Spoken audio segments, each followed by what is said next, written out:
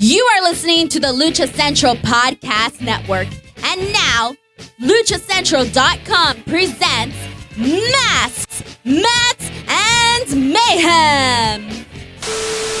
I accidentally watched All Night Long instead of the actual episode. God damn it, me.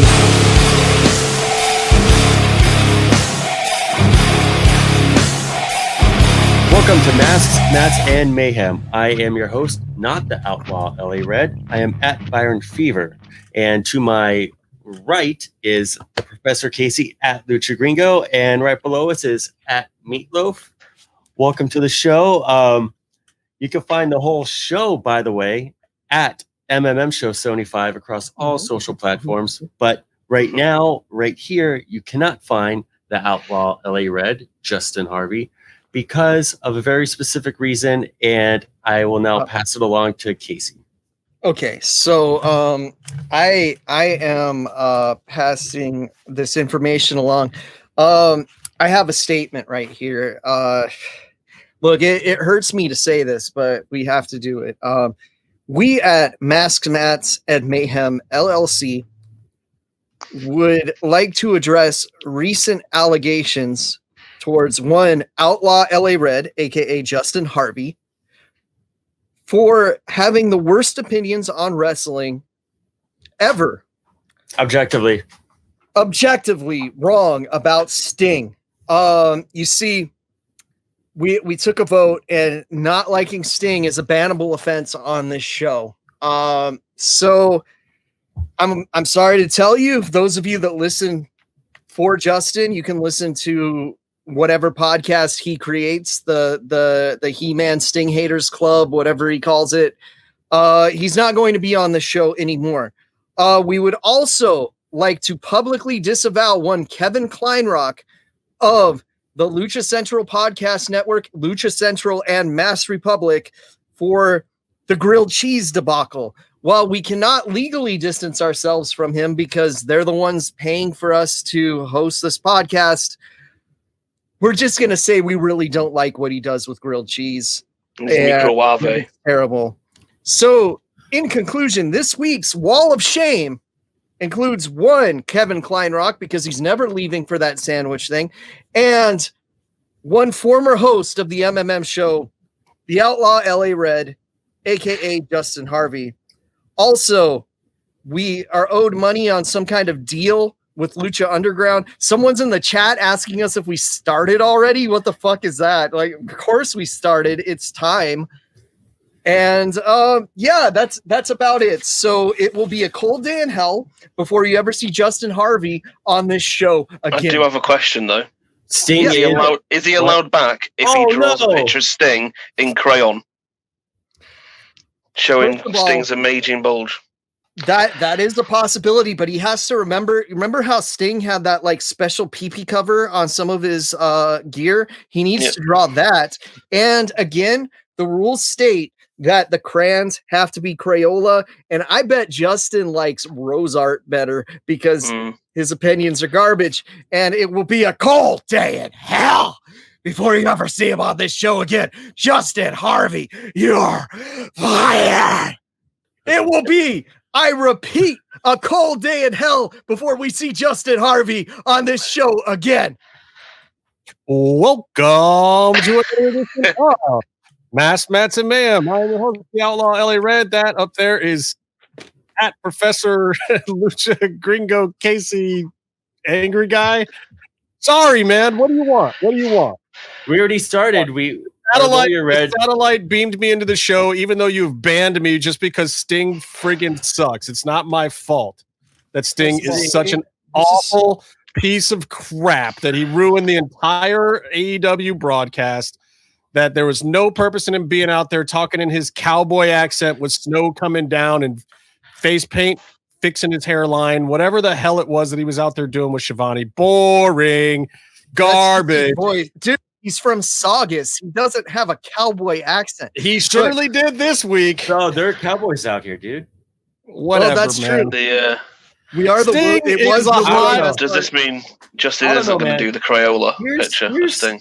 Here's something to think about, though. You can leave me on the wall of shame until the end of time. I'm never, ever going to let you people believe that there's any merit. That there's any merit to Steve Williams doing anything on television for any wrestling promotion. Well, first of all, motherfucker, I'm Steve Williams. That face-painted son of a bitch is Steve Borden. Steve, whatever. Steve, also, like, I don't know if you guys remember, but I have a mild meteorological background, and Sting walks to the ring now when it snows. So you have to assume he has some control over that. Justin hates Sting. Where's Justin? Cleveland. What happened recently to Cleveland? It snowed a lot. Maybe it's a sensitive subject.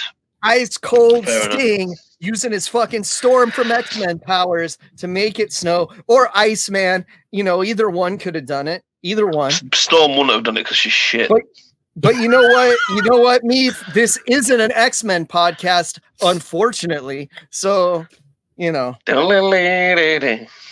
think we should make it an X-Men podcast. Who's everyone's favorite X-Man? Come on. Mine's Gambit. Wolverine. Well, come on. Wolverine is the default, but you have to have the runner-up. That's the one you choose because everyone's Sabretooth.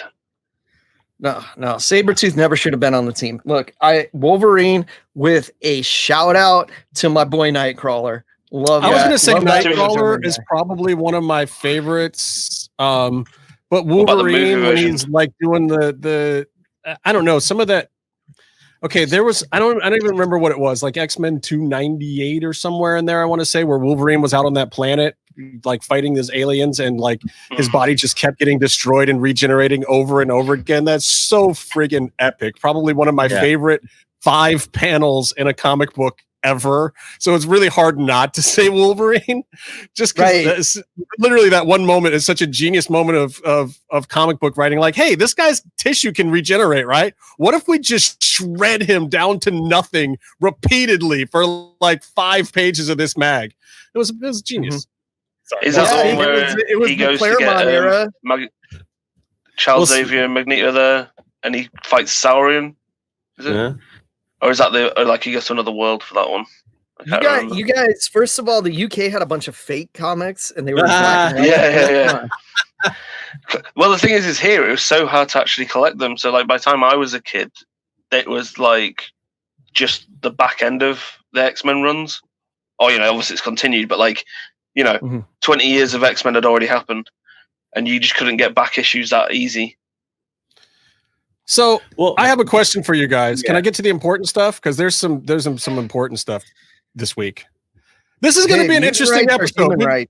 We've got a bunch of stuff lined up. First of all, there's this huge kerfluffle going on with Lucha Underground, AAA, Lucha Libre, FMV. Want to kind of unpack that if anyone can, because let me tell you, it's the strangest thing ever. And we'll get to that in a minute.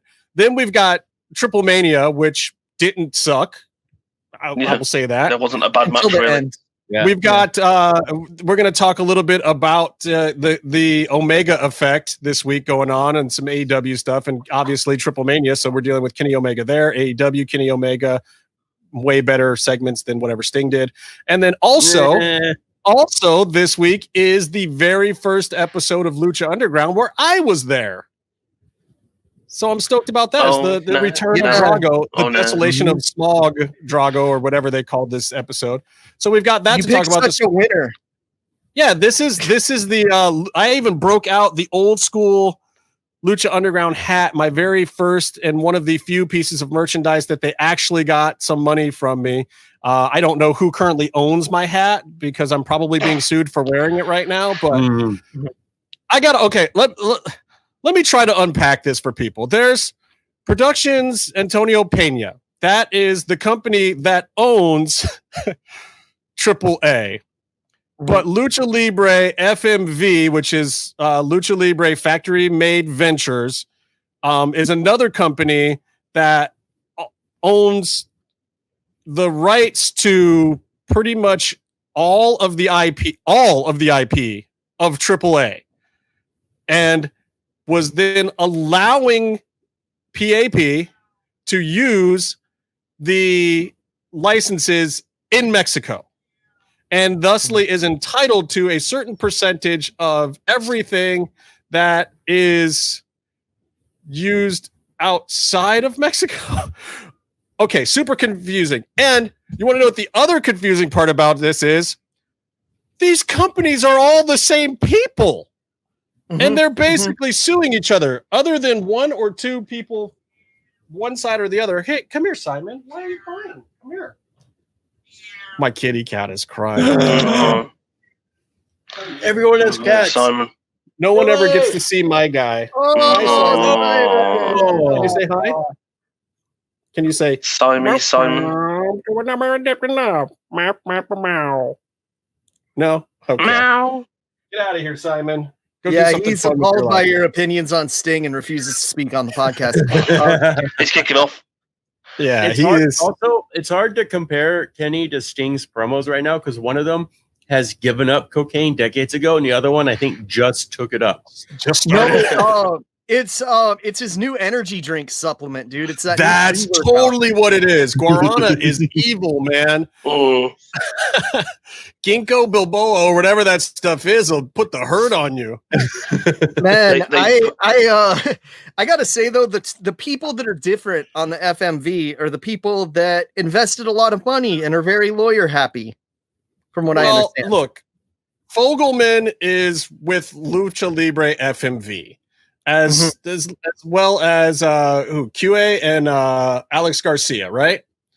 Yeah, I think so. Yeah. I think Alex Garcia is for sure. Yeah.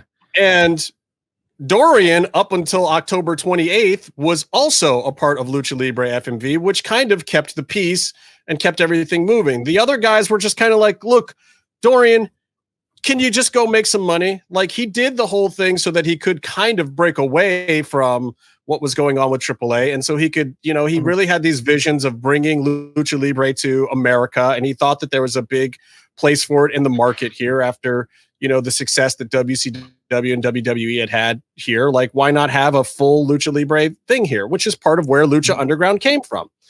And, as much as we bash Dorian, he deserves a little bit of credit for the vision of the fact that he wanted to be the cool guy. He wanted to bring it here, and he's a good salesman. He went into a lot of rooms, pitched this Lucha Underground idea, got people involved. But yeah, he may have signed some not so great ideas because he's not the money guy. He had to get the money from everyone else, and Fogelman had a little bit of the U.S. marketplace know-how. So, and Fogelman also had interest in El Rey. So you get this weird, crazy tie-up of things of, look, AAA and Lucha Libre, as we know it today, would not be where it is without Dorian Roldan getting involved with Lucha Libre FMV. You'd still have regular old AAA, all these luchadors that we think are the greatest thing in the world right now. Nobody would know who they are. I don't care what you think. Nobody would know who they are because they'd be just like Pentagon was, getting buried in the low mid card against Aussie Suicide for years on end. They'd all be like that. These guys would not be at the top of the card. They would not be your favorites. Lucha Libre would not be what it is, 7 years later from the formation of Lucha Libre FMV. However, these guys, if you haven't heard the news, Dorian has left Lucha Libre FMV. I don't know the specifics of it. I don't know if he was bought out or if he just let it go or what. We knew that a lot of these contracts were starting to come due and things were starting to shift and change a little bit. So he decided to, for some reason, or got pushed out, don't know, leave that portion of the company. So people are asking, well, these deals have always been in place. Why would this have been any different now? Why is it different than, when they were doing Twitch, this, that, and the other thing? It's different now because it was all the same guys, but now one of the guys, a key guy, has left Lucha Libre FMV, which is the owner of all the IP of Lucha Underground, if you don't know. They own all the characters, the whole concept of Lucha Underground. They don't necessarily own the airing rights, but at some point in time, there's three sections of rights. There's the intellectual property, which Lucha Libre FMV owns.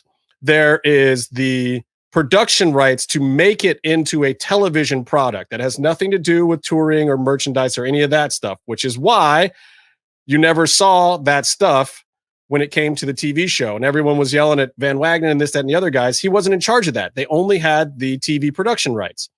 Then El Rey Network had the first run airing rights. So they don't own the syndication rights. They own the first run and a certain amount of reruns, the rights to that. So they are the destination until their contract would run out, where you would have to air any first run Lucha Underground. At least they'd have the first right of refusal. So they put money into it. So they're putting money into it on that side to be the network that runs it. MGM is really just a company that's contracted to make the show, to hire the writers, to hire the staff, to make everyone work, to make they make the actual physical production. And Lucha Libre FMV owns all the ideas. That is the power structure just for Lucha Underground. When it comes to AAA, it's even more confusing than that, because you've got PAP, which is the Pena company, basically. Then you've got Lucha Libre AAA or whatever their name is, which is basically the actual promotion, who's in charge of TV productions, this, that, and the other thing. But currently, the actual promotion itself doesn't own any of the IP, technically. And then you've got Lucha Libre FMV, which was this company that was created to basically take the ideas from AAA and spread them out to the world. But they basically own all the intellectual property at this point. And what happens is Dorian leaves that company, which is actually the big company, thinking that he can now turn PAP into the big company because him and the Pena family own that. So he starts making these deals with Marvel and this, that, and the other thing.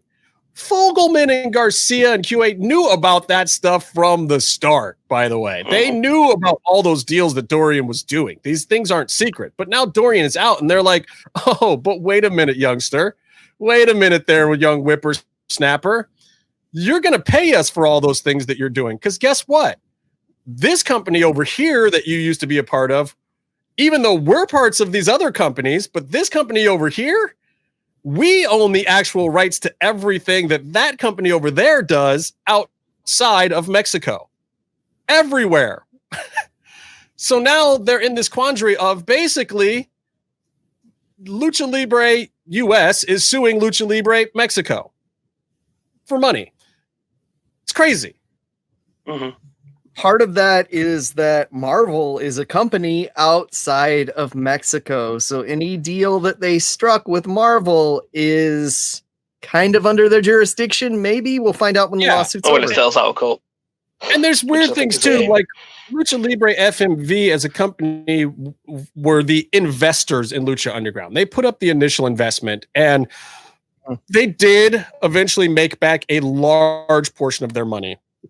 They did not, however, make back of their money. So that means literally, as a company, they're in the red. They've spent more than they've made. And they have invested a lot in it. And honestly, at this point, as much as I don't necessarily like the individuals involved, I feel that they are actually entitled to some pieces of this. They put in good money. I don't think you'd have a Marvel deal right now if it weren't for that. I don't think that you would have some of the exposure you have right now. I don't think they would have had the popularity on Twitch or YouTube that they had right now. They were a Mexican-based product that was not getting any traction here in the U.S. They just simply weren't. UK. I mean, Lucha Libre FMV did its job in the fact that it disseminated AAA ideas to the world. And now they're coming calling for a paycheck. I also don't think that this is as big a problem as people think. These guys do all know each other. This is not personal. This is purely business. This is the way things run. Because when you can't go into a boardroom and you can't sit down and handshake and say, bro, you got to pay this and you got to pay this, and have everyone actually agree, which is the way they tried to do things for a long time, but it didn't work out great. You get the courts involved and you rattle the cages a little bit. And then it's going to scare companies like Marvel and some of the other sponsors who are looking at, like, you know, if you're a ring sponsor for AAA, you don't just want people in Mexico to see that. You know, how many of us wanted to go out and buy a Little Caesars pizza here in America after Triplemania yesterday? Probably all of us. Never. Little Caesars? No. Anyway, but it's good advertising. And when it goes international, that's not bad for them either. But they're going to get shaken.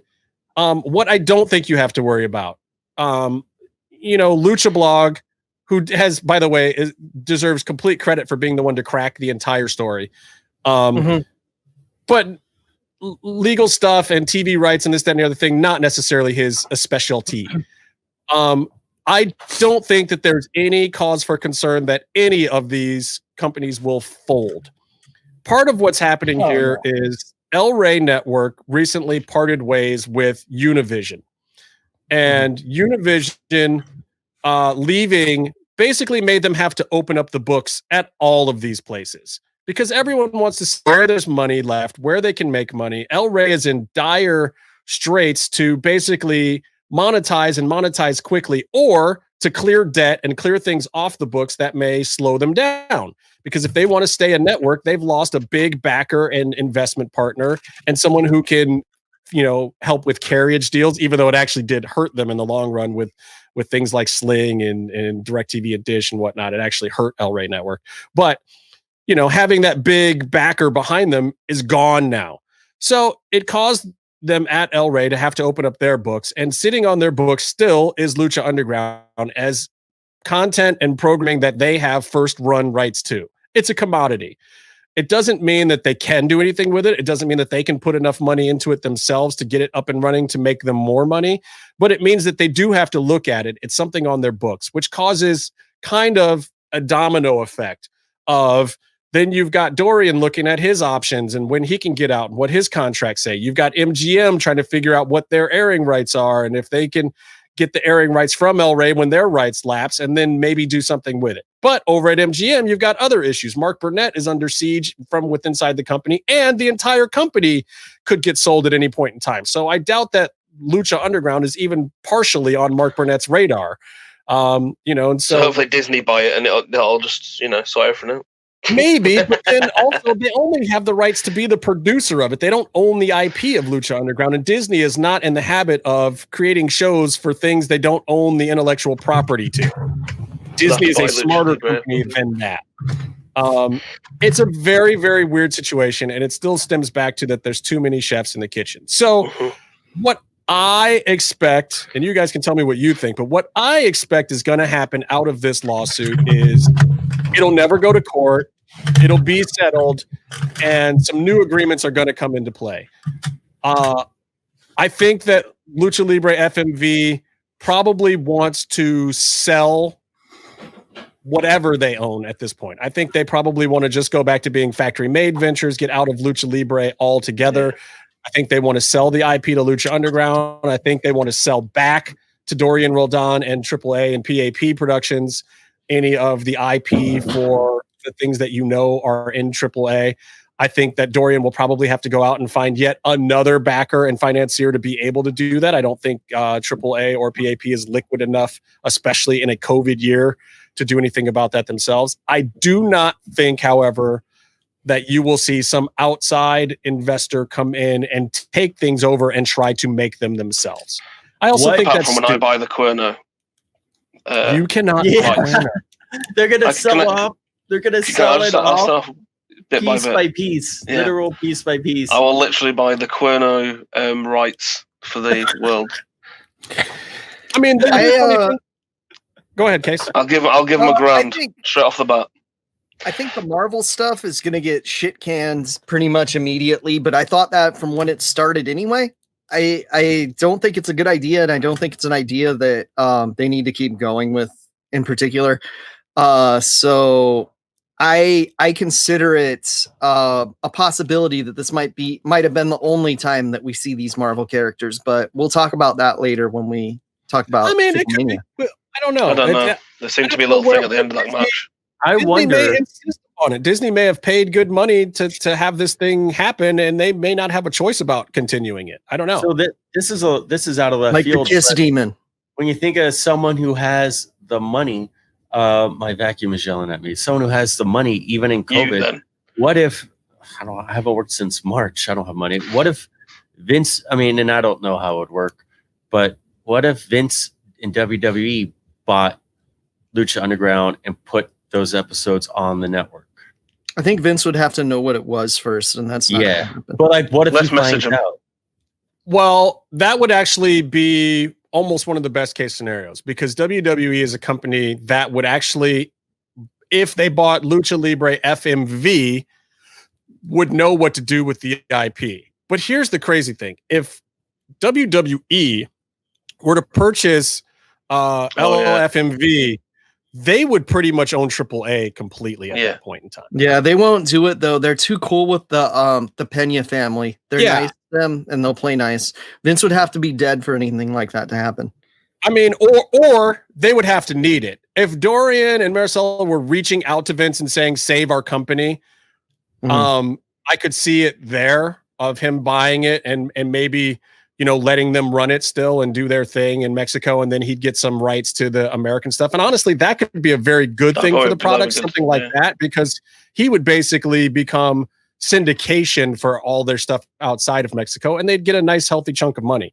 I don't know that kind of kickback on. Yeah.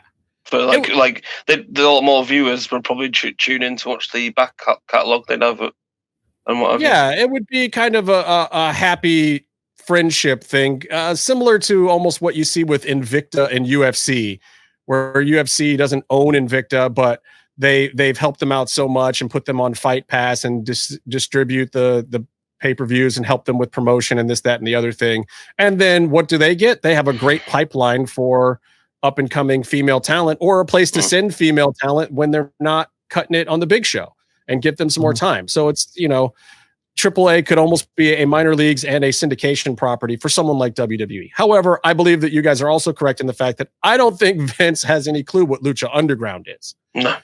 I think it would more be, if he did it, Triple H really it would be for the AAA IP. And I really only believe, I don't believe that he would have any interest in that IP himself. He's plenty good enough at creating his own IP that makes tons and tons of money.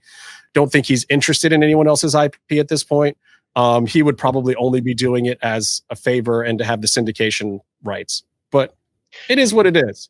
Well, he's taken some indies and thrown them on the network. Yeah. I don't know if he's making money off of that, or if that was him sort of trying to have a bit of a alternative brand to distract from AEW. I think it's to do with his some of the guys they signed, isn't it? Really, to showcase what they've done before and previously, like Walter. Yeah, like all the UK guys, and there was like the library, yeah, and because they went after TNA's library at one point, didn't they? They were really going to go for that when they got that initial kind of AJ Styles and Samoa Joe and all those signees. Yeah, and they don't need the IP. They don't need the properties themselves. These guys either come in owning their identities and they can just tag onto it there and make those guys give those identities over or take new identities.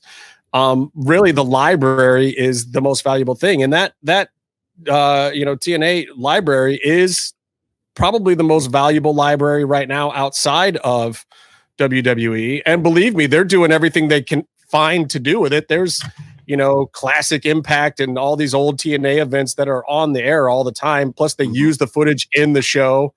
They're trying to showcase their heyday as much as they possibly can all the time. I don't know that they're leveraging it very well, in my opinion, but I think they even license it to WWE, at least for their documentaries. Yeah, absolutely. I mean, it's wild that Triple H came out and said we're open for business, and everyone was like, "Yeah, I know what that means when you say it." But WWE has worked arrangements with Impact, with TNA. I mean, they traded, they let Christian Cage be inducted into the TNA Hall of Fame, so they could get a guy from TNA to come on to WWE. Like they've done some sort of handshake deal with them, and they were the top two at the time. Yeah, and it makes sense. It's part of like what I was saying with Invicta and UFC. It's like, there is some merit to working with some of the other people out there. It helps keep the pipeline smooth. So the moral of the story is there's a lot to unpack here. Shoot me a message if you want to know more. I've reached out to a lot of the parties involved to talk to people at El Rey and MGM, and I don't expect to hear from Dorian's people anytime soon, but I sent a request for official comment. I don't think anyone's getting comments at this point in time, but it's really a strange environment. This is big Lucha Underground news. I personally believe that this may be the actual nail in the coffin for Lucha Underground. We've said that a lot of these contracts and whatnot are coming up, but I believe what happens here is this type of thing is going to make MGM lose interest, and you're not going to get a Lucha Underground without MGM being willing to make a Lucha Underground. I don't believe another production company can actually make the show other than WWE or MGM. So I think now that El Rey is probably going to fade away from it, and Dorian is out of owning Lucha Underground in any fashion now, because he only owns, he's only a part owner in PAP and AAA now. So, and all of the IP for Lucha Underground is with Lucha Libre FMV. So officially, nobody who really makes the show owns any of the show anymore. Yeah. So I think that may be the nail in the coffin for Lucha Underground. I think this might be it. I don't know that you'll ever see it come back at this point, unless they sell it off to somebody else who does a hacky version, or unless MGM tries to buy just those particular IP, but I don't think they will. I think they're too disinterested now with all of their own inner workings that they have to deal with, and they've all sadly moved on, and it will just be looked at fondly by them. But that's it. Yeah. Sorry. Rest in peace, Lucha Underground.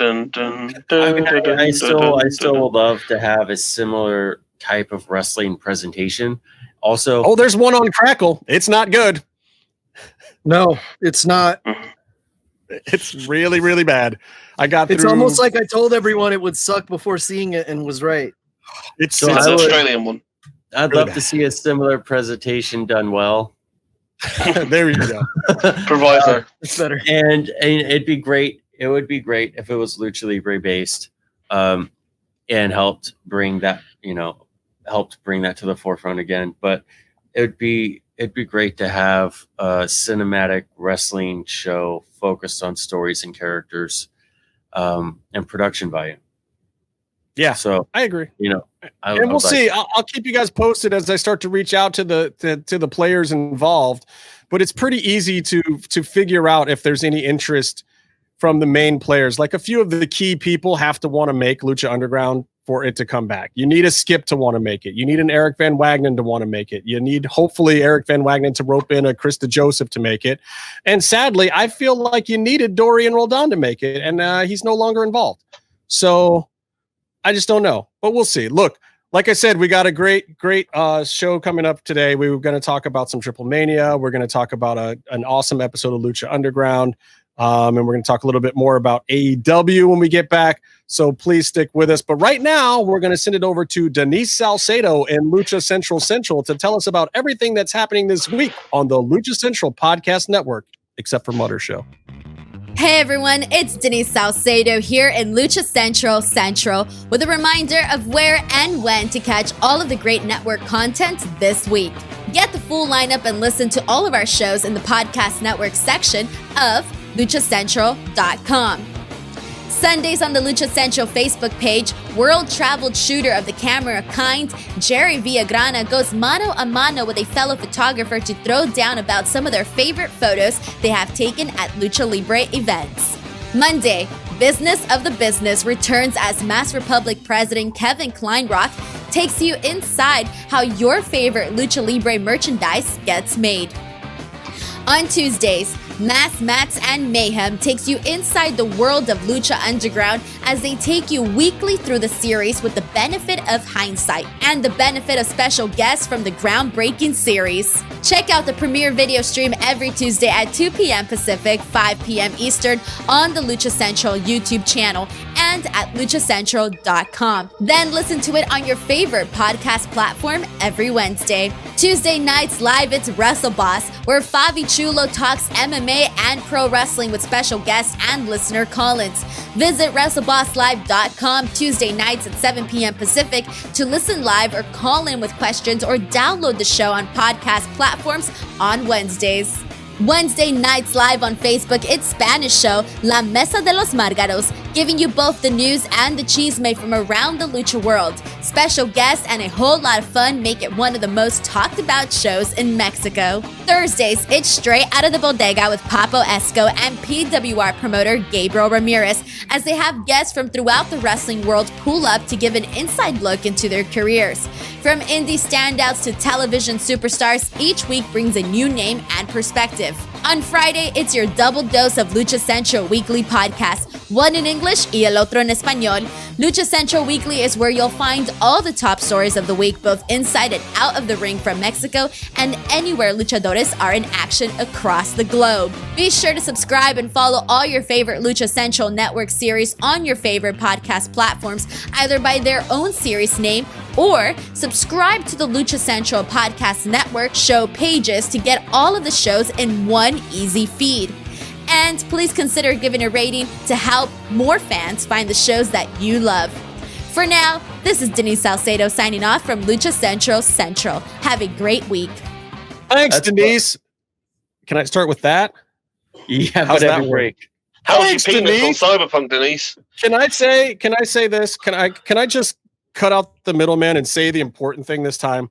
I shave my balls with a lawnmower 3.0 from www.manscaped.com, where you too can receive 20% off with code MMM in the UK, Australia, US, and the 51st state of Canada. If you would like, just use code MMM. And I'm serious. I actually used the thing. I used it yesterday. I did. Why? What do you got going on today? Today, dude, I got Telly Savalas today, bro. I am like, what? 5 o'clock shade. I am like, you know how you shine a bowling ball? You do this, you do this, you do this. Not a shake weight meet, not a shake weight. Shining a bowling ball. No. The Jesus. Oh, the from towel. Lebowski. Jesus. The yeah, towel. from Lebowski. Yeah. Okay. Yes. Yeah. I used a little bit of crop preserver down there to deodorize my whole region. My area smells great, nice and clean and shiny. Everything is well kept down there. And I'm feeling good. Dun, dun, dun. Does that Well, make that's sense? good because you're feeling good because they're looking good, they're smelling good, they're crack-a-lacking against each other like they should be. There's no hair deafening the smack. Yeah. And let me tell you, if Click, clack. if you're one of those people playing Cyberpunk 2077, you might notice there's a lot of pubic hair customization in that game, and you might want to say, maybe I should give myself the lightning bolts that I gave my dude in Cyberpunk. Right. The Manscaped Lawnmower 3.0's got those precision edges, so you can get those lightning bolts in there, dog. Yeah. And the light to help you. With the guide light and the advanced skin safe technology, that would be the tool to get it done. It helps. It's useful if you're in Cleveland and your power goes out. It's useful if you're in Los Angeles and it's still hot as hell in December and your balls are sweating. Dude, are you bat-winging out there in LA? What? Are you There's some bat-winging dude in the Royal Mail office using mine. I use the crop preserver, bro. I don't bat-wing. Yeah, I'm not bat-winging thanks to our incredible sponsorship at www.manscaped.com. Promo code MMM show. Promo code Took on his ball. Oh, yes, that was done intentionally. Don't forget also foot duster. If your feet stank, you need to get them stanky feet. You put the stank foot on it. You get that. You get the foot duster. You're in good shape. Got Prop that mop, shit. ball Got wipes. that shit right here, dog. Got that shit right good. here. Product placement. Meef had a fun little anecdote he shared during the Triplemania An antidote. Oh yeah, we have the I asked antidote. everybody at my workplace if they shave their balls now, to try and get them to buy some stuff. Even the ladies, I ask them if they want one for their man. Oh, for their man. I thought you were going to say, I hope to God you're not at your job walking around asking ladies if they shave their balls, because that would be highly inappropriate. I asked if they shave their man's balls. They have different HR rules over there. They can't say ninja, but they can ask a lady if she shaves the balls. As the diversity and inclusion rep, I am actually obligated to ask them as well. Interesting. To I'll make tell you sure what I that want to there's try. no- I haven't tried the Manscaped Refined Cologne yet. I want to see what that's all about. I need to get rid of this Drakkar supply that I've got. You wear cologne? Look at this. Look at this guy. This guy Where's wishes cologne? he hasn't got Have you balls, not? and he's furry, but he wish he could shave them. Yeah, dude. You know, Byron's shocked that Justin wears cologne. I bet Justin smells like Razor Ramon looks, dog. I smell like Greasy? Razor Ramon. Yeah. Whoa, Byron! Wow. Whoa! What? He's American. Jesus! Oh man. He's I'll tell you. American. Well, He's Puerto but here's Rican. I don't know Oh, exactly he was what's in Cuban, dude. Cuban. Wow. I give up on you. Samoan, isn't he? The thing is, I don't know what's in the cologne that I'm using now, but I know that the Manscaped stuff is vegan, cruelty-free, dye-free, sulfate-free, paraben-free. That's the good stuff. I know that'll I be don't totally even know safe. what a on my paraben skin, but- is, but I know I just don't want it anywhere near my shit. Correct. My Absolutely. My cat's dancing like I think it's a Stevie kind Wonder. of penguin, actually. I think it's a kind of penguin, but I'm not. So For Queen. look, to get 20% off, just go to manscaped.com, use our code MMM, make your balls a priority for Christmas this year. You know, Christmas balls. Gotta have them in good shape. Snowballs. All right. So I want to talk about Triplemania. Yeah, dude, let's talk about wrestling on the wrestling. Let's talk about La Hydra. once. God No, damn. let's not just talk. Let's first talk about Mr. Iguana, who is clearly one of the best luchadors on the planet right now. Oh, you guys just hey, no one is excited about Mr. Iguana. The dude is Is dope. he injured? I Oh. love Mr. Iguana, but he's not Poder del Norte, one of the best teams in wrestling history. Because look, dude. Okay, You yeah, mean the guys that borrowed the Shield's vest after they were surgically removed? Those guys? First of all, they legitimately kill people, so they're okay to wear the vest because They that's need what them. they do on their day off. This is just their work clothes. You know, sometimes they're mercenaries. Straight from the They're job. more mercenaries than the mercenaries, which is a little weird. But because we got two groups But of aren't they mercenaries. really mercenaries? Aren't they more like, you know, militia wrapped in cartel? Isn't this a bad thing to be representing to the youth of Mexico, Casey? No, it's just reality because you know what? On this team, you've got Mocho Cota Jr., the son of the legendary Mocho Cota. So I will never not love this team, no matter how many fake Tito Santanas they throw at us. Tito Santana Jr. the third, Hio. Amigo del Hijo del Tito Santana. You know, honestly, they never claim a relation. They just Nope. fucking call him Tito Santana. We're just going to use the name. We're going to get that name out there somewheres. Okay, so I understand that that's your team. That those are your guys. But Dynastia? Come on. The guys Wasn't like supposed to be in the match, dog. I know who was supposed to be in who Fucking Nino Hamburguesa. Dude, Oh, how yeah. much better would that team have been? Like, come Yeah. on. what was he hanging out with Bandito and Flamita or something? What was his reason for not being there? Do we know? Maybe I don't know. Maybe. No, Maybe. see, from the way I was understand up to my mind.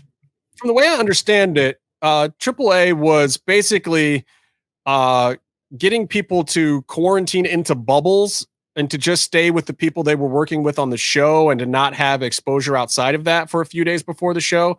So maybe Yeah, he they just paid him. wasn't able to do that. So they had to pull him from the match. But they also had things like where they said, you know, we're not going to do some of our normal battle royal type stuff. And we're not going to try to just squish everybody into the card. And we're going to limit every match to 6 people and a ref at most. That went out the window pretty quickly. No, it was 6 women. It was 6 women, 2 men. Yeah. Hey, and the rest. Exoticos. Thank you very much. Thank you. Exoticos have traditionally been allowed to compete for women's stuff in AAA, though. We're just trying to find a way around it, basically. Sometimes. Not. Yeah, it depends on how they're feeling that week. Which most rules in AAA depend on how they're feeling that week. That day. I didn't mind Pimpinella being in there, especially. I thought that was a great fit for Pimpy to be in Yeah. that match, Yeah, especially because with no battle royal. Pimpy rules. Mamba just kind of sucks at wrestling. Yeah, Mamba didn't do much, but Pimpy added a lot of feel excitement. like Had some good my spots with theory- everyone.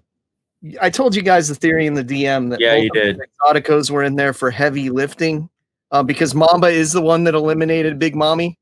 So Big Mommy eliminated herself. Big Mommy was climbing that up the turnbuckle with help from 4 other people, and then just kind of rolled over. It's like putting Big Mommy in an over-the-top rope scenario. Like, Big Mommy definitely has her place, and she is a great character and an awesome performer. You know, her wrestling is what her wrestling, you know, her body will allow her wrestling to be. Let's be honest.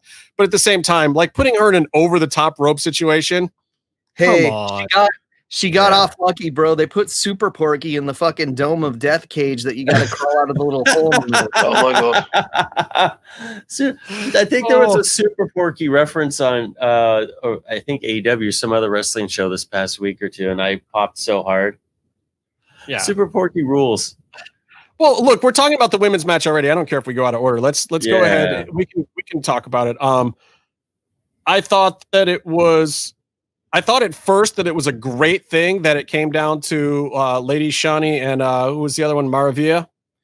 Mm-hmm. But Lady Maravilla sucked in that last sequence. Yeah, and I was not happy with that. Shani looked great, but Shani and Maravilla got fucking rewarded by getting another character later in the night. Good times.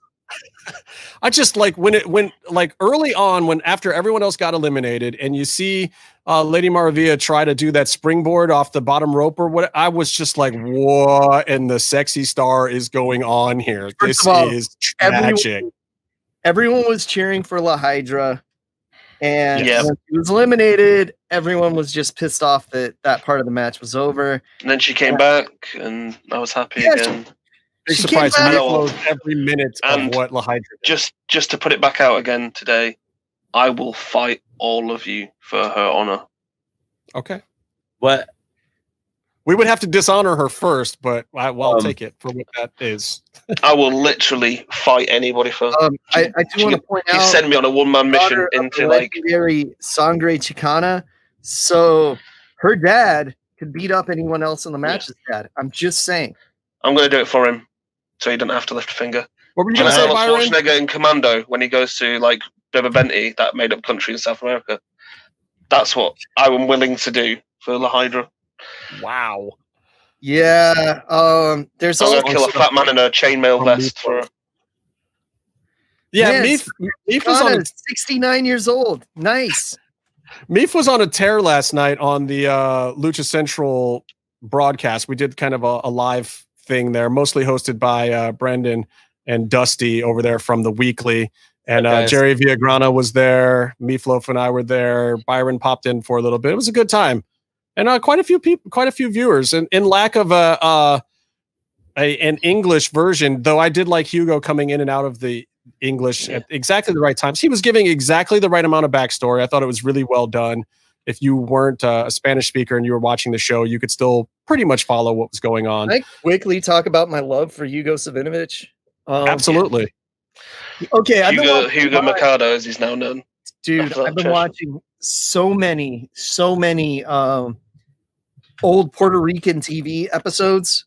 There's been some recent uploads to YouTube, and he's like a one-man host. He's basically, sometimes he has another guy, but he's basically fucking Joey Styles on this, right? And he's like this tiny guy, kind of pudgy. He's got the sickest fucking mullet you will ever see. Like, it's just beautiful and flowing, because this is like mid-'80s Hugo.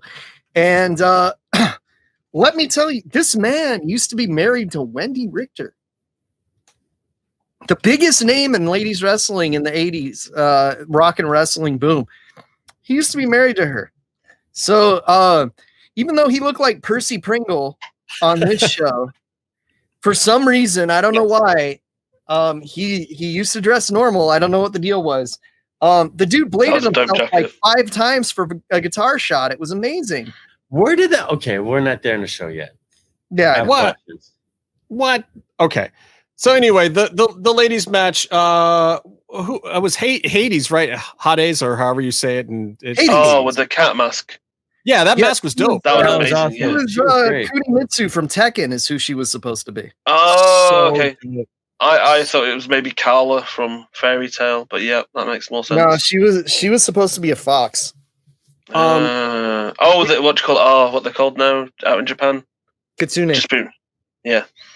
I found it interesting too that Fabi Apache didn't get a lot of time in this match.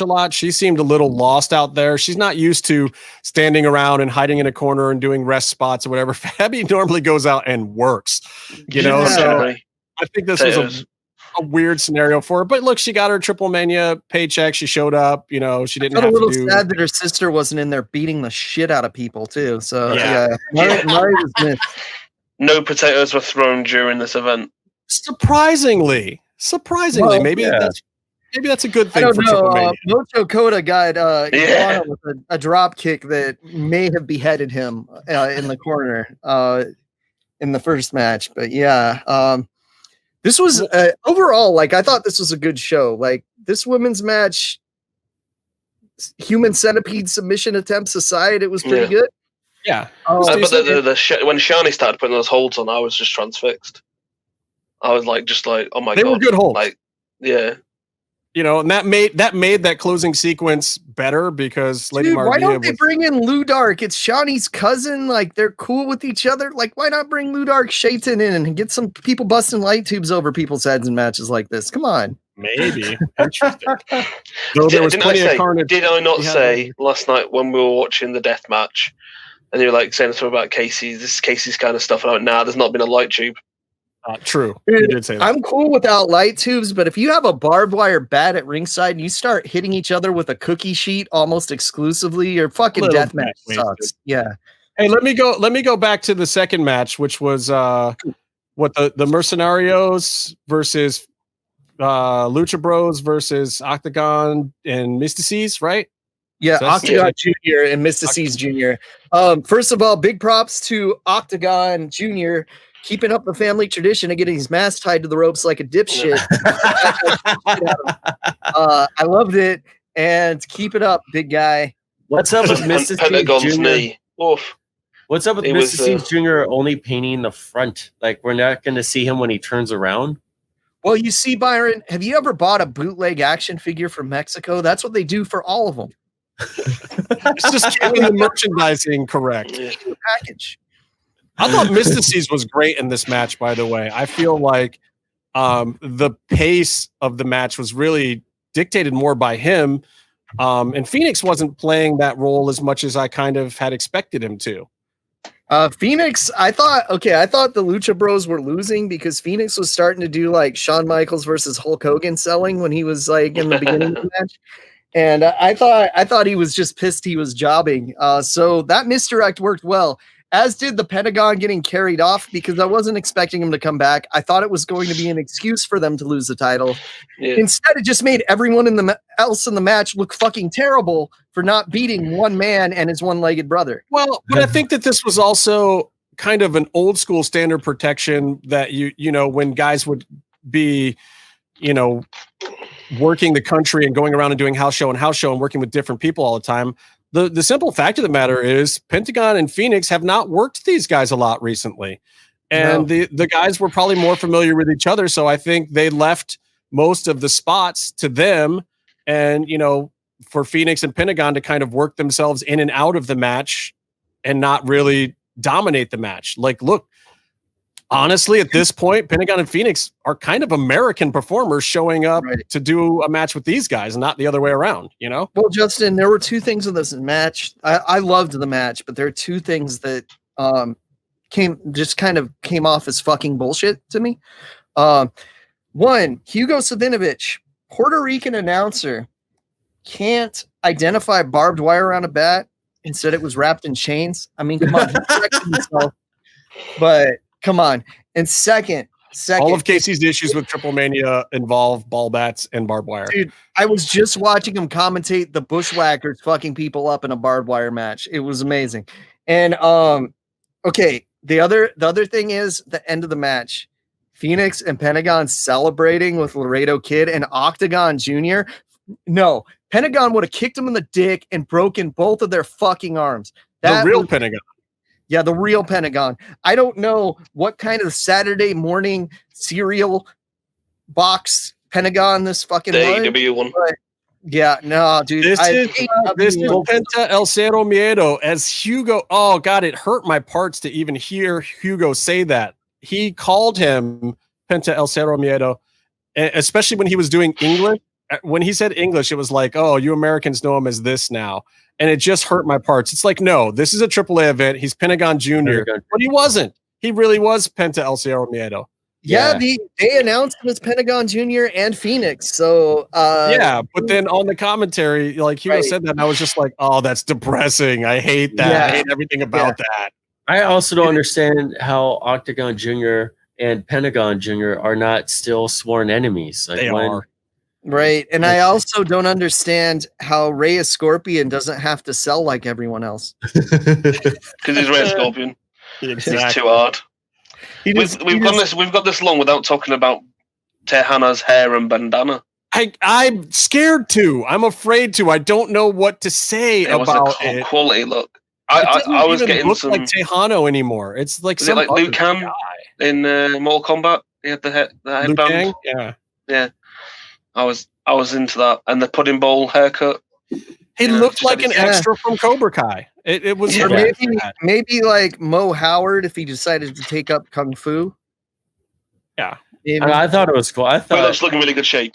Yeah, dude. Tejano looked fucking ripped in this match, dude. And I'm never mad at Penta Tejano Slap Fest. You know, they did one at Autos Luchas not too long ago, and this, clearly paid it off because those guys start to slapping each other and there's no pulling any punches and there's no potatoes, but it was fun. I was a little disappointed that Penta wasn't playing as much to the non-existent crowd as some of the Rudos were throughout the night because it was one of the most entertaining parts about the show. Yeah. So Penta did bump out early. For those who don't know, Penta has long been nursing a few things, and currently I guess he's got some legit stuff going on, either hamstring or knee. It's why they protected him on AEW last week so he could even get to this match. It's why they protected him a little bit in this match, but I like them, bumping him out early with the table spot, which is a weird way to bump out on a knee injury. But that would almost feel more legit. Barbed wire bat. They hit him with a barbed wire bat, but the camera didn't pan down to it, so you didn't see the hit. Yeah, they hit him with a cookie sheet into the knee as well. Yeah, cookie sheets are just tremendous. And they're dollar store cookie sheets that are really like the tops to a tray of food. Right. I really hate the cookie sheet thing. Thanks, WWE, you fucking assholes. And I remember the ECW days when it was an actual baking sheet. Yeah, it's because there was that dollar store right next to the right. Balls Mahoney would go over there. He would just buy like 4 or 5 bags of stuff, give 1 bag to Sandman. New Jack would show up with stuff in his actual duffel bag, so he wouldn't take any of the stuff from Balls. So then Balls would go out in the opening match, make everyone bleed with real cookie sheets and plastic blender cups and weird stuff from the dollar store, beat people up with wooden spoons. And then New Jack would come out with his own real cheese grater and grate somebody's head. And then by the time Sandman got to a match, the whole ring mat was already red and he would just be happy. So he wouldn't even bother using any plunder and he'd just kendo stick somebody to death. Hey, I don't need to use any of that shit. Okay. I did go to a terrible event in the UK and they actually had the bill, Tommy. Gimmicked baking trays. So like they were real metal and they felt like you could actually use them, but like when you hit each other with them, because we did it full pelt, there was no pain involved because we stood next to the ring and they were just laying there, so we're like, right, we're gonna use that. What they do is they got to get these baking trays straight out of the oven so they're still hot. Because I don't know about you, some cookies and accidentally touched your arm or some shit. Fuck. Paula, you need to do something face. Got scars here and here because she used to work in a pasty shop, which is basically like an empanada but like baked. And like she'd pull the trays out from 500-degree ovens, and sometimes they'd slip. Oh hell no! And man, some of the she got like little triangle burns because of like the corners of the trays. They were insane at all. No. Dudes dig scars too. Come on. A little teaser. I think this was a little foreshadowing for us for later, but we get the Taurus run in followed by the Vikingo run in, and it's like, wait, these are 2 of the biggest stars. How come they're not in a match and they're actually here? So, well, one thought that was. interesting. I would have had Vikingo play Spider-Man instead, but what do I know? We did talk about the Vikingo thing because he'd been off a long time for a baby/contract dispute. Yeah. So, for those who don't know, here's the thing: Vikingo. I wouldn't say that anyone's mad at him necessarily, but he's got some heat in the back. He's being put in check a little bit right now. He took a paternity leave, not something that a lot of wrestlers do. And let's be honest, a lot of wrestlers have a lot of kids. So taking time off of them is, I'm not saying that they shouldn't. Like, look, these dudes should take paternity leaves. Like, you're on the road all the damn time. Stay home with your old lady and watch your kid be born and hang out at the house for a minute, help take care of the kids or something. But anyway, he took a paternity leave, and let's be honest, realistically, he was doing that because he was testing the waters to see if he could get let go. He wanted to go to America. He wanted to do some stuff, I think MLW, and maybe try to get into AEW. Like, he's a name. He's a known quantity now. He's been exposed to Conan, and you know what happens when people are around Conan for a little while. They start getting ideas of how much bigger and better they could be. But he is very firmly under contract to AAA right now. Mm-hmm. He would have to really break a contract, not slide out of it. There's not really funny, and he's making decent money too. He took paternity leave when his dad's a wrestler, and you know what I mean, and probably wasn't doing the same thing. But you know what? It was paternity leave. But look, even when Phoenix, it was during COVID as well, so it was like kind Phoenix dipped out on AAA, Penta didn't go with him initially either. Sometimes you leave the family behind. Wrestling is an individual sport. Sometimes you got to go into business for yourself. Dude, he's got to be on everyone's radar as someone they would hire if they were starting a promotion or if they could get him. So I think he's all right. He's also got to be greedy and look out for himself in wrestling because his style doesn't lend itself to longevity unless you're a freak like Aerostar, but he's all fucked up now too. I agree. Yeah. He's got to make a move. He's got to do it soon. But, unfortunately for him, I think he thought during COVID too that, maybe they wouldn't make enough money. Maybe they would be looking to let some people go or to scale back. Honestly, he shot his shot at the right time. It didn't pan out. He's back with AAA. I don't imagine that there's going to be any long-lasting heat there. I think he's going to keep, I think they're going to keep pushing him. I think he'll be back in the fold just fine. But it's so normal in Lucha that it's water under the bridge at this point, I'm sure. Yeah. I think everyone's already over it, which is part of why you did see him get slotted in there at the last minute. And I think you'll see as they go forward plenty of him, which I hope because somebody's got to use him. If he sits on the shelf, then I'll be pissed. Mm-hmm. But yeah, because he's like one of my favorite guys to watch for sure. Like, how long? Famous luchador, but he's fucking great. How long did you say, or do you think he has left on his deal? You were saying like 4 years or something? Years. Yeah, he's got years left on his deal with AAA. He's not going anywhere anytime soon. Like it's probably 3 or 4 years, I think. I don't know. Lucha Blog would probably know that. If it's 3 or 4, then like where is he going to be in his career and his physical ability for his style? He could show up at AEW or someplace. He'll never make WWE if he doesn't get out of AAA now, but I don't know that that's a good place for him anyway.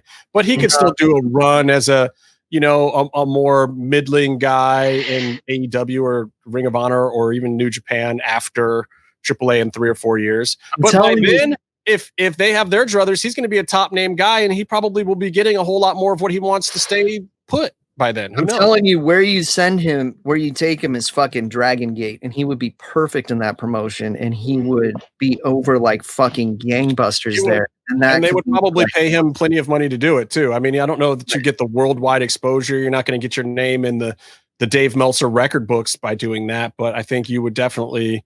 A lot of guys, dude, came from Dragon Gate. Yeah, but a lot of WWE guys too.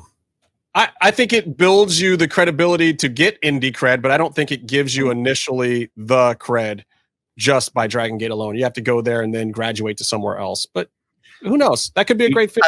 You do have to add that probably don't listen to our show. Real G's that probably don't listen to our show already know that Vikingo is awesome. I'm saying they probably don't listen to this show because they like Sting and they're angry about your opinions on Sting. Yeah. They also like cheese toast sandwiches. And When they heard what you said weeks ago, they threw their phone on the ground and lit it on fire.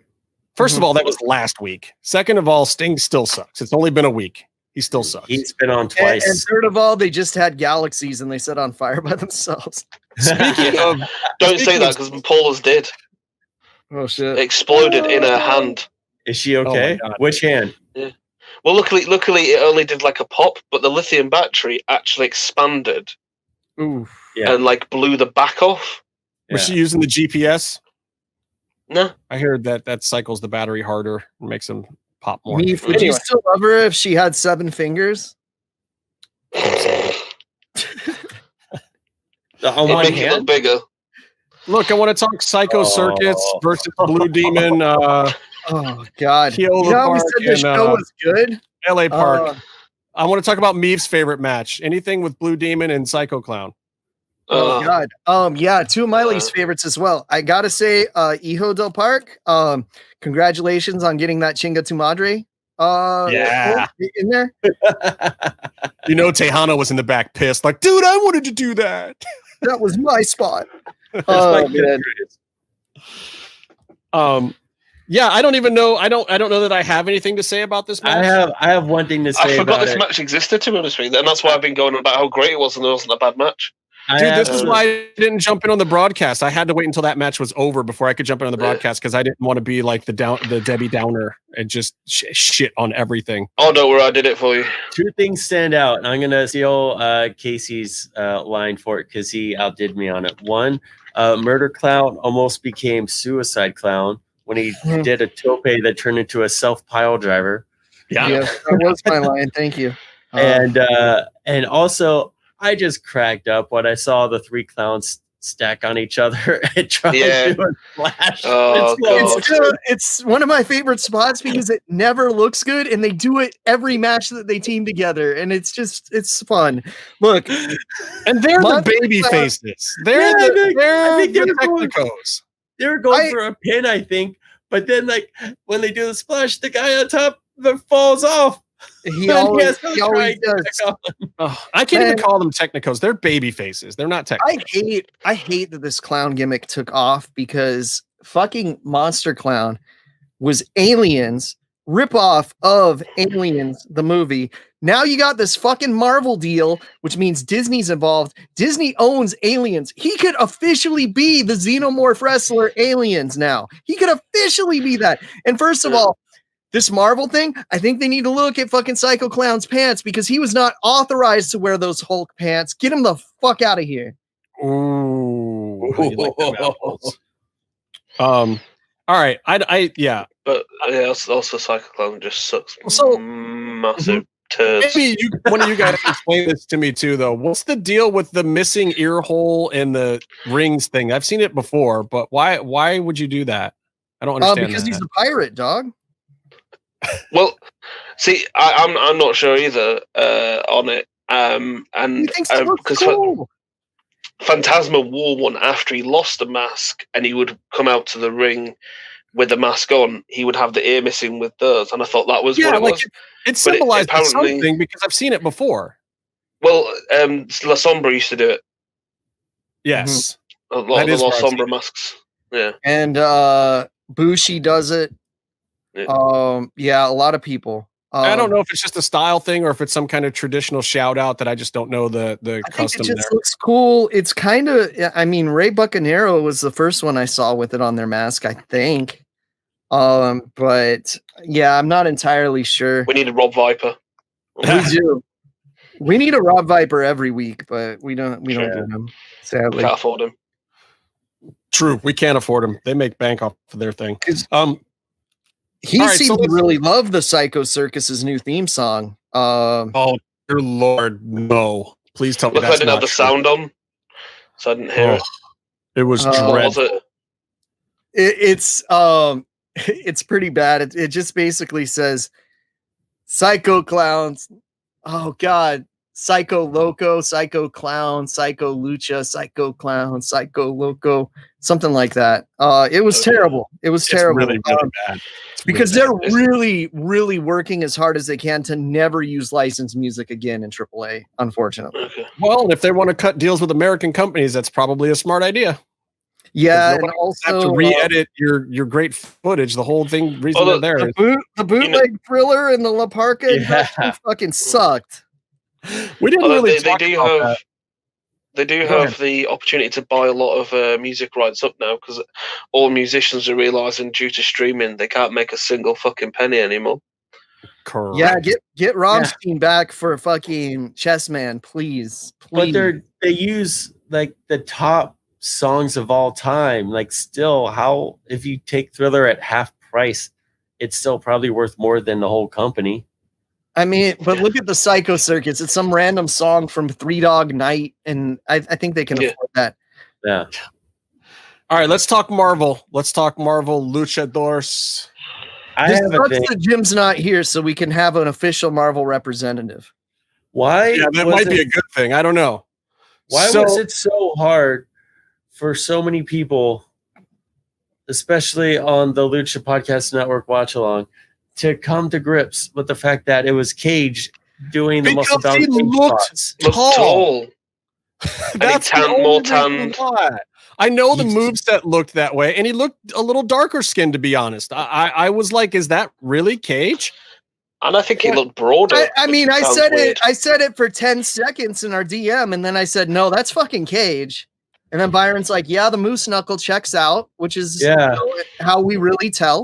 But he also That's did. what I said on the podcast last night as well. Yeah. Well, he did Byron would definitely know. He did all of his spots. He did like that.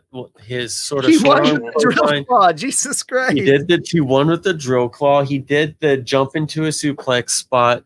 When the way he stands on the ring, where he looks like he's in like a fashion catalog, whatever. It's just he doesn't have that big muscle bound presence, and it's weird to see that on a muscle bound guy. I feel like we got fucked because I thought that the whole thing for this, because they tried to misdirect and say they weren't going to be working with foreigners as much anymore. I was hoping this would all be people under the AAA roster, but I have a few questions, you guys. Okay. Yeah, really I have important. several myself, but If you're gonna have two Americans playing these characters, why do you have a Mexican guy playing Captain America? that's the best.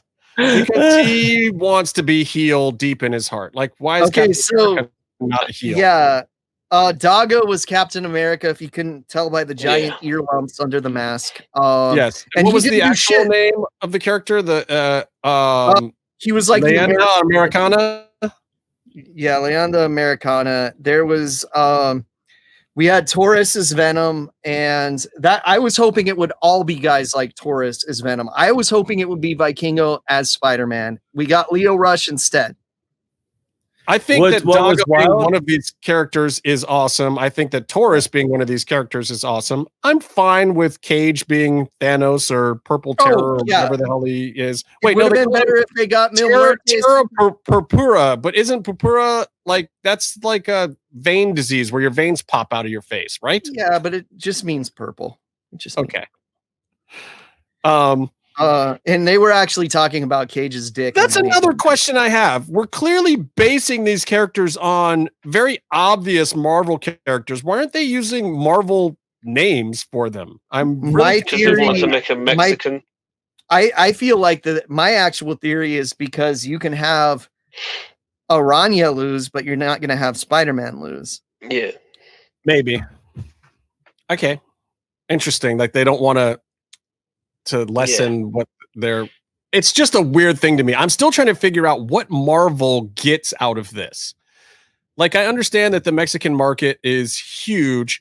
And I guess it's some kind of advertising, but I'm just trying to figure out the direct correlation to money that Marvel can make from this. Like, what is as Jerry was saying though, it's really weird because, like he said, everywhere you go in Mexico, you can get Marvel stuff. It's literally everywhere.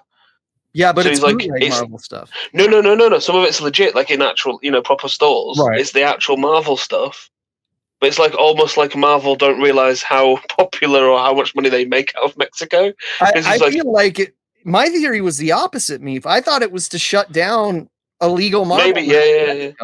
To get a foothold there, but the foothold's already there, then it's even weirder. Yeah.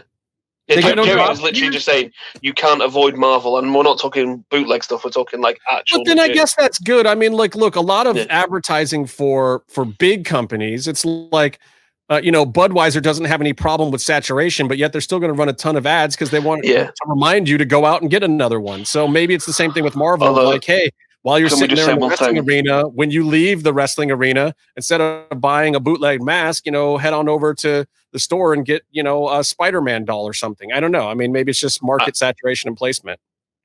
I have to chip in here because we mentioned bootlegs and then you automatically mentioned Budweiser, which is completely correct because Budweiser is a rip-off of a Czech beer called Budvar.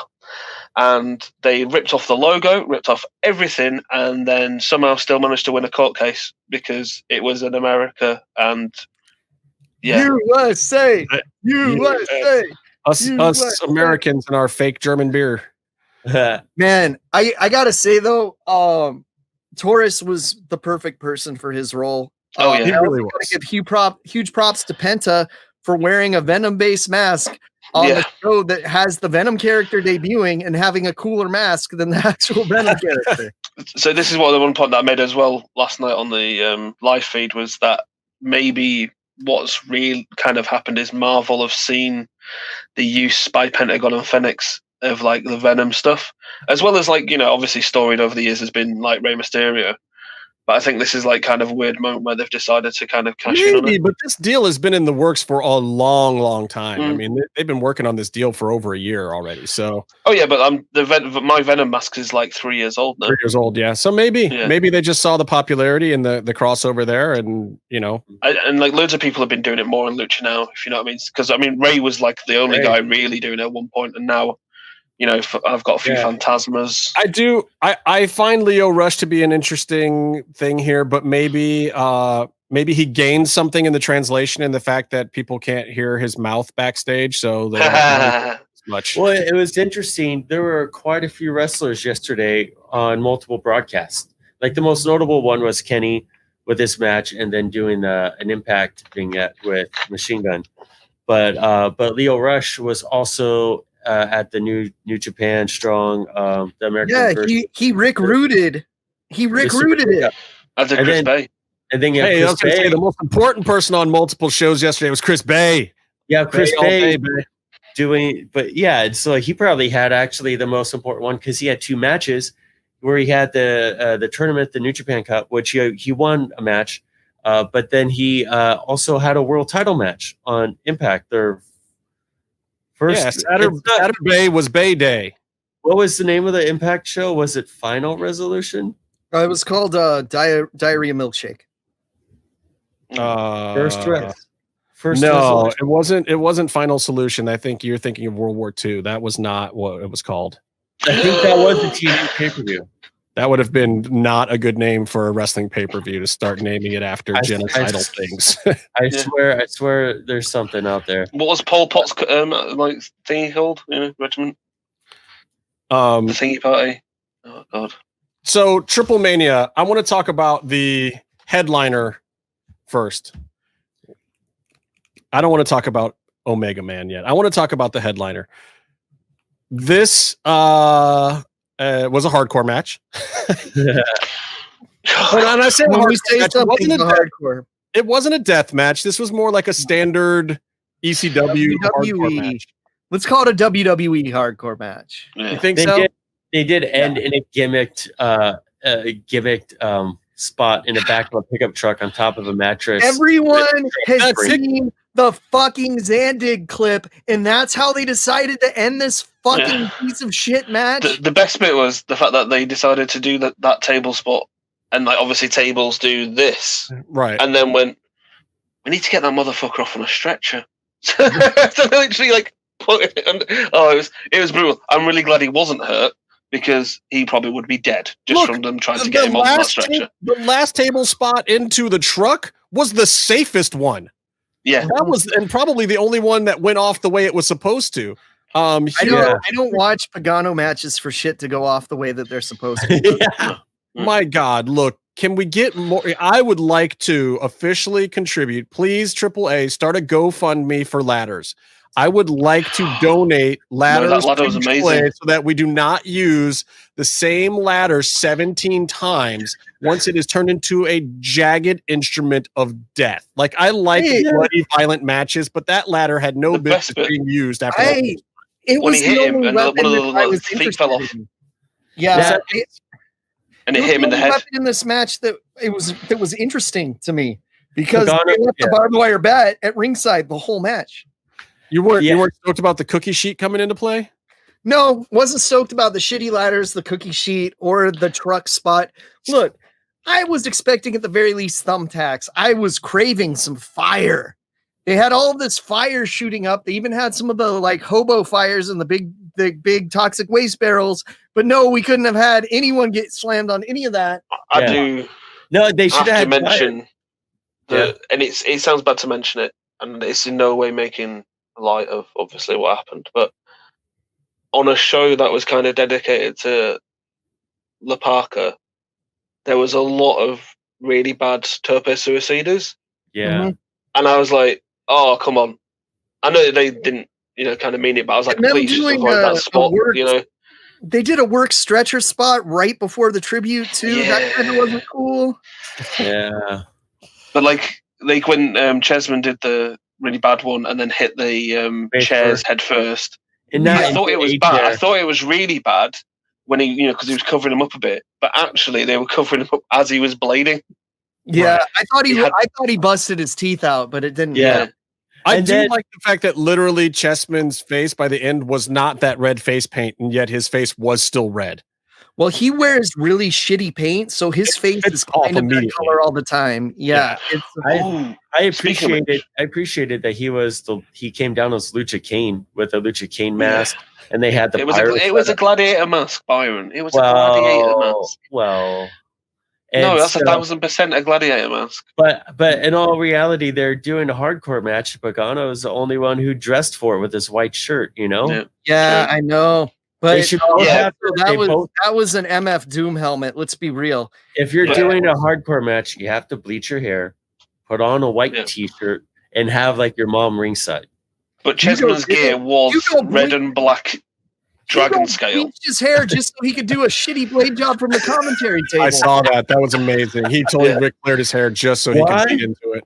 Where did that guitar shot come from? No, but look, back to what you were saying though, Byron. I will give Chessman credit because the whole middle part of the ring was yellow with the big ad on it. But between there and the apron, there was this one strip of white. And Chessman was like, God damn it, I'm going to bleed on something white. And he found that one spot and he bled all over it. I was like, when he got dragged back into the ring and his hair mopped the blood. Was fantastic. I also got to give props to Chessman for the post match where he threw his hair at Pagano. Yes. Yeah, that was the shit. It was on the tope into the chairs where we all thought he was dead. I was like, we're all so concerned. And then Pagano picks up a cookie sheet and just brains him 5 times while he's still like prone on the apron. Dude, bleeding out onto the apron. Listen, go back to the live feed from yesterday on Lucha Central Network and just listen to us commentate the final part of the Apuestas match where Chessman loses his hair, because that is the funniest shit that happened all day yesterday. I wonder if it's still going. Because look, the feet never stop. Chessman polished a turd in this because Pagano loses his hair maybe like once a year. Right. Chessman has lost his hair for like almost 15 years, I think. Or maybe, no, you know what? He lost it a couple times. So he lost it in like 2005 and 2007, I think. So he's lost his hair twice, and it's been this thing this whole time. He's won a bunch of hair matches since then. So he had a build behind his hair to give it up. Pagano always loses his hair, and he doesn't have that much anyway. He's got a mohawk. Well, and it's a bad mohawk. He could have stood to lose it again, but whatever. I'm fine with the. Although you did remind me of something from earlier, Casey, when you said about his face being exposed, was Fenix's mask. Yeah. Oh, yeah. I mean, which was like off his head completely. Does anybody not like, know what Phoenix looks like that at this point? I mean, he's hard to spot in a crowd because he's kind of plain looking. He's very normal-ish looking. Yeah. You know, he's a little harder to spot than his brother, but if you spot him, he gets mad. He gets really mad. It's like, dude, of course we knew it's you. You're wearing a shirt that says Phoenix in giant letters on the back as you're walking on the top rope without your fucking mask on, and you have a broken nose that we just saw you break 2 nights ago. And 2 black eyes. Look, I met him when I was with several wrestlers. I think I was the only non-wrestler there, but he was almost mad at the other wrestlers. And it's like, bro, I'm not going to out you. I don't like, he was looking at them all mad and trying not to look at me. Cause it's like, yeah, bro, I know exactly who you are, but like, who cares? Like, I'm not going to, do you see my camera phone out? Am I trying to take pictures? Am I trying to tell anybody? Well, I mean, God bless him though, for living the old thing. But at the same time, like, we're in a hotel lobby. I'm standing with a bunch of wrestlers. Yeah. Like, just live your life and enjoy your thing, man. Don't worry about the fact that I've seen your face. I know who you are. Also point something out. If you wrestle in England, which is predominantly full of like, really pale people, turning up to a wrestling event via the front entrance whilst the queue is there because you arrived only 15 minutes before the event's opening, and you and your brother both decide to walk in through the front entrance and then go, oh, I turned my head as they reached the front door because obviously they recognized me, and they were just like, shit. They turned like, oh yeah, wait. Yeah, I was in fucking pieces. I was like, yeah.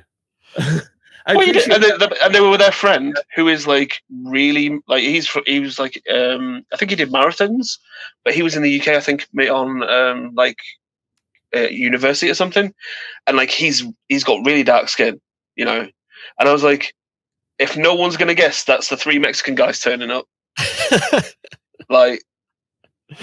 Right, I remember it is Puma gear, but at least PWG has a Mexican audience sometimes. Yeah, correct. I remember California at least. I had ridden in an elevator. I took an elevator once at the same time as Phoenix, and he had the hoodie.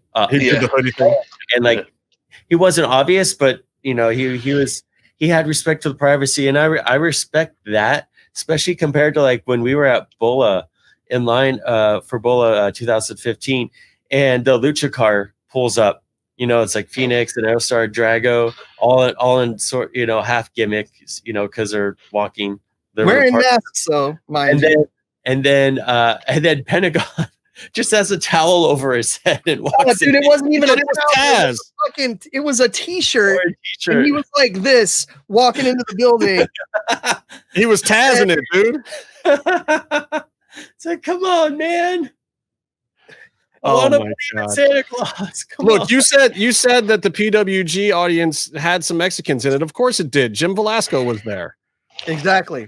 All right. Look, I do want to talk about Kenny's match at Triplemania, but I want to do that when we talk about the rest of AEW. We're going to take a quick break, and I really do want to get to this Lucha Underground because it's the first one I ever went to. So we'll be back right after this. We're going to do a little Lucha rewind, and we're going to talk some AEW.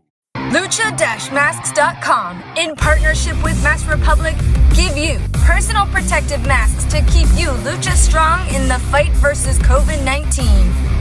With world-class luchadores Blue Demon Jr., the Lucha Brothers, LA Park, Ultimo Dragon, Cain Velasquez, Conan, and so much more. Head to lucha-masks.com and you too can become a masked warrior. Lucha-masks.com, powered by Pro Wrestling Revolution. So, Meef, I guess it's just me and you. We're going to talk about the Lucha. Is Lucha Underground so dismal for these guys now that when we get to the Lucha Underground segment, they just leave? I mean, I'm surprised Casey's even turned up. So. I heard you bitching about it on the live broadcast yesterday. You're like, hey, Meef, what show are you from? Meef's like, yeah, I'm from the show where we talk about this thing that we don't even really like anymore. Hey, speak for yourself, buddy. I still love Lucha Underground. I'm still a fan. As much as when you do go back, you do spot things that you're kind of like, there's things that you wish they had done better from the very start, but I still don't think it was bad. It's like the Goonies. I can't watch the Goonies anymore. I loved it as a kid, and like my childhood was very much a Goonies Stand By Me experience of mayhem, of getting into shit. It's our time down here. Down here, it's our time. But like, I hate it now. I can't watch it whatsoever. I'm like, oh, this is so shit. Fuck off, Samwise. Hey, Byron, I thought you quit the show because we were talking about Lucha Underground again. Oh, wait, he's got his Darby Allin shirt on. Mine? Did I get mine? Oh, look at that! It's beautiful. Oh my god! Is that a Mandalorian? No. I don't know what it looks like. So Apparently, they need better eye protection or eyewear in England as well. Look at this. There's a lot of cellophane. It's kind of hard to tell. Look at that. Oh, continue, gentlemen. Continue. I'll unbox this as we talk. Awesome. Anyway, we were just talking about Lucha Underground and how all three of you guys hate the show now, and I don't. But that's I love the show. Okay. No, I don't hate Lucha Underground. I hate this show. Oh, okay. Oh, that makes sense then. This all makes sense now. Okay, that's totally fine. I'm fine with Byron's fault. So anyway, Byron. I have to say that if you watch this show, this episode, the crowd is super duper hot. This was my first experience in the temple. I'm sitting up top. We're right next to the stairs. It's Casey first, then Byron, then me. This is my first appearance on an episode of Lucha Underground, and I was blown away by most of what I saw. There was also a Chavo Blue Demon thing, so I can't say I was blown away by everything. Yeah, you got to have a caveat there for sure. But also, just in backstory for me, I could not have possibly picked a better week to come. The week before this, Pero had, or 2 weeks before this, when there was a taping, Pero had just passed. I wasn't in a good headspace. I think I could have gone with you guys that weekend, and I chose not to. It was just kind of a jacked up week. And and in the long run, I don't think the matches were very good that week either. I'm glad it wasn't my first experience at the temple. This, however, was, and setting the backstory, one of the characters that I had always been super looking forward to was Drago.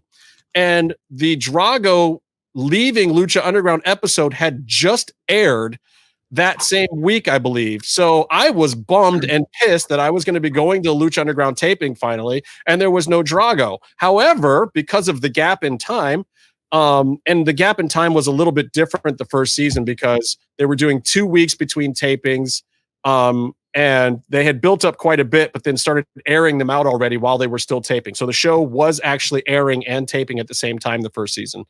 And they had a little bit of production break at some point in time. But anyway, this week happened to be the return of Drago.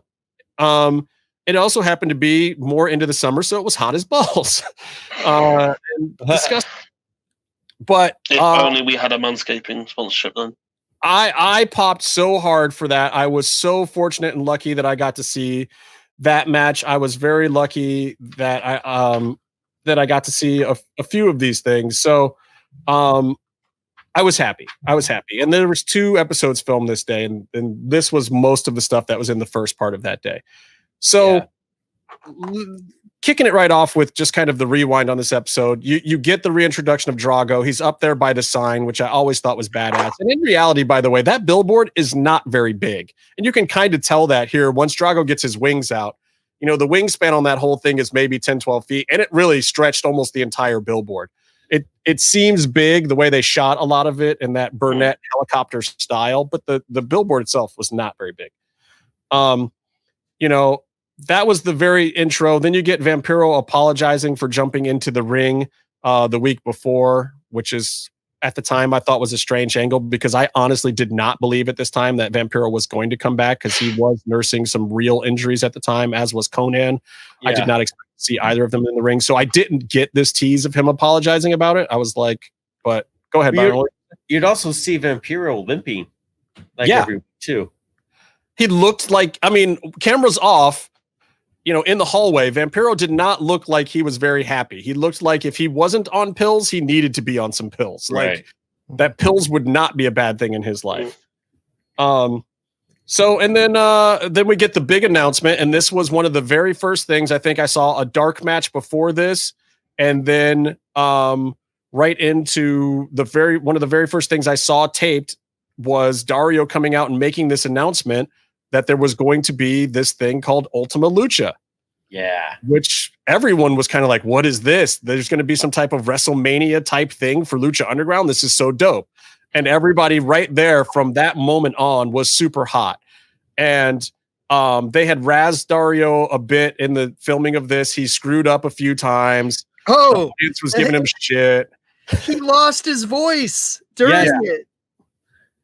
But you can't tell on the show. They probably just ADR'd it. No, this is highly edited for the show. There was a bunch of botches before he could even get to the part of there being an Ultima Lucha, which did pop the crowd and got everyone back on Dario's side. And in fact, this announcement may be the point in time when the audience stopped treating Dario like crap and actually started liking him. I don't know. Because he shut down the what chants and he said, that's for bullshit American promotions. Get that shit out of my temple. Yeah, he was getting whatted to death. He was getting heckled by the crowd. And then he finally got through this bit and the whole crowd popped and the energy was in this crowd and the crowd was alive until Chavo. That was the only, spoiler alert, match we sat down for at Ultima Lucha. Anyway, so... No offense. We get the Blue Demon Jr. versus Chavo thing. I like that they had Blue Demon wrestle in the suit. That was the highlight of the whole thing to me, and he actually moved pretty good. And I thought he almost moved better than when he was in his ring gear. Well, Jr. I don't know. I like his velvet ring gear though, to be honest with you. I saw a little differently because Dario gives him crap about ring rust, and then it just seemed like he immediately was a little rusty. Although. Once they got out of the ring, he had a cool slide out, cool baseball slide out was dope. I mean, you want to talk about the correct spot to do it in a 3-piece suit? It's a slide under the ropes out of the ring because that was like the fastest I think I've ever seen Blue Demon Jr. move, and I was like, oh, he came to life. Yeah. Hey, so update: Inside Collectibles fucking sucks and sent me a Liger with a broken horn that I'm gonna have to glue. No. Oh, well, can you bring it up to them?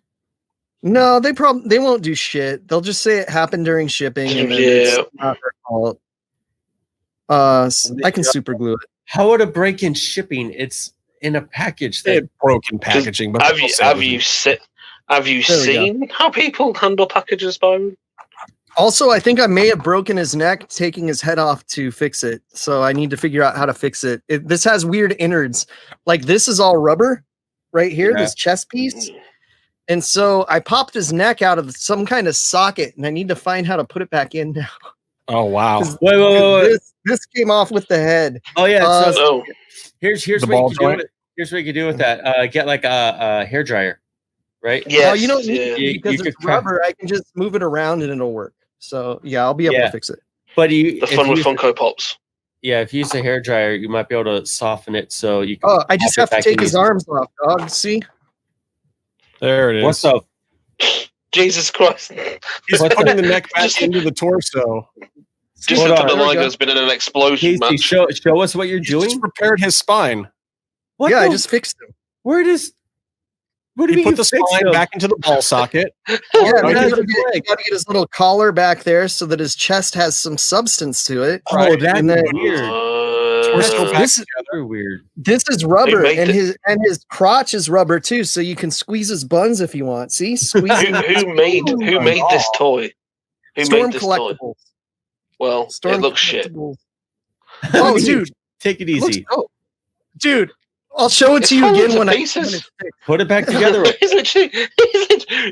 You could not play with this toy. I've used it with my eyes dead. He's exploded in the ring. It's like the T-1000. You wonder why I don't unbox anything anymore. I just leave it in the package. But yeah, so Casey's going to repairing. take a while. Please continue. This is going to. I'm continuing. So anyway, Frog Splash for the win with a little help from the remnants of the crew, whatever is left of them. The survivors. The survivors minus Baal, B-Boy, Christian Bale. I mean, it wasn't really a match. No, but it was a scrimmage, but there was a pinfall, so it's a match, whatever. Yeah, Chavo with the frog splash. With the frog splash, heel move. So vignette number 2 is basically just Drago opening the big barn doors into the temple, coming in with the wings out again. Looks super dope. Totally a great use of TV time. Great use of TV time. Showing a guy walking in a door. Are we going to need to see him every step of the way as he makes his way into? Dude, it was simply like you could tell from the edit that Evie Dub was just like, oh shit, I have to use this. Skip gave me this random shot of Drago coming in and it's dope looking, but there's no substance to it whatsoever. Yes, there is. What's the substance, Byron? Give us the substance. Okay. Every time we see Drago, there's a new thing in this episode. Like when he talks to Dario, he's talking and he does the tongue thing, you know? This one was when we see him with the wings the first time, right? No, we saw him on the roof at the very beginning. And he does them again when he walks through the door. It's but redundant. this one, he has a sun behind him, so they kind of glow.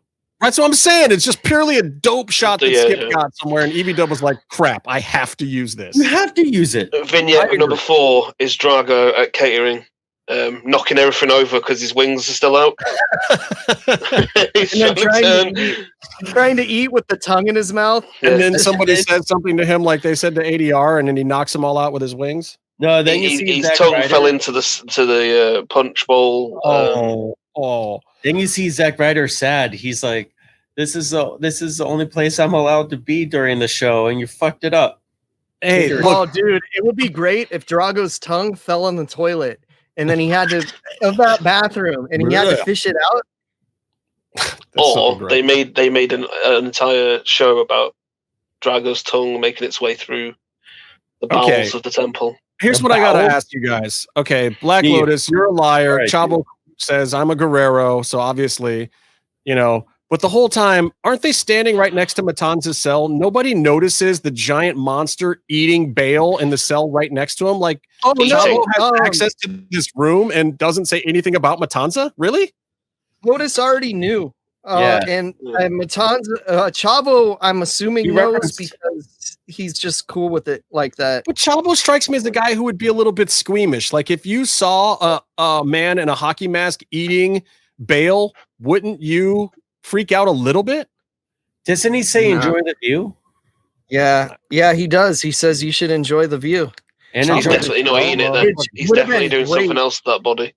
The way that I would have booked it is I would have said Chavo say enjoy the view, and then as he walks away, he just pulls his ass out and moons her. And hilarious. I gotta ask. He gave her the fruit bowl. Maybe tucked his dick between his legs and gave her a fruit bowl. I fixed the figure, Byron. Feel free to give me the one anytime you want. I fixed him. Oh yeah, let's do this. Jushin Thunder Liger. That's you. There. Sing the music. His head's a bit tiny, isn't it? Your dick's a bit tiny. Yeah. He's just yoked, bro. He's yoked. Okay. He also comes with this awesome entrance gear made out of real entrance gear. And is that llama? Yes. Yeah. But it's also got a wire, so you could be like, oh, I want to make it look like he's got a wind Strange. Like it's in space. Yeah. It's like he farted really bad and it's being blown back. Oh, I think I'm gonna display it that way now that I say it. But I still gotta glue his horn because it didn't make it through shipping.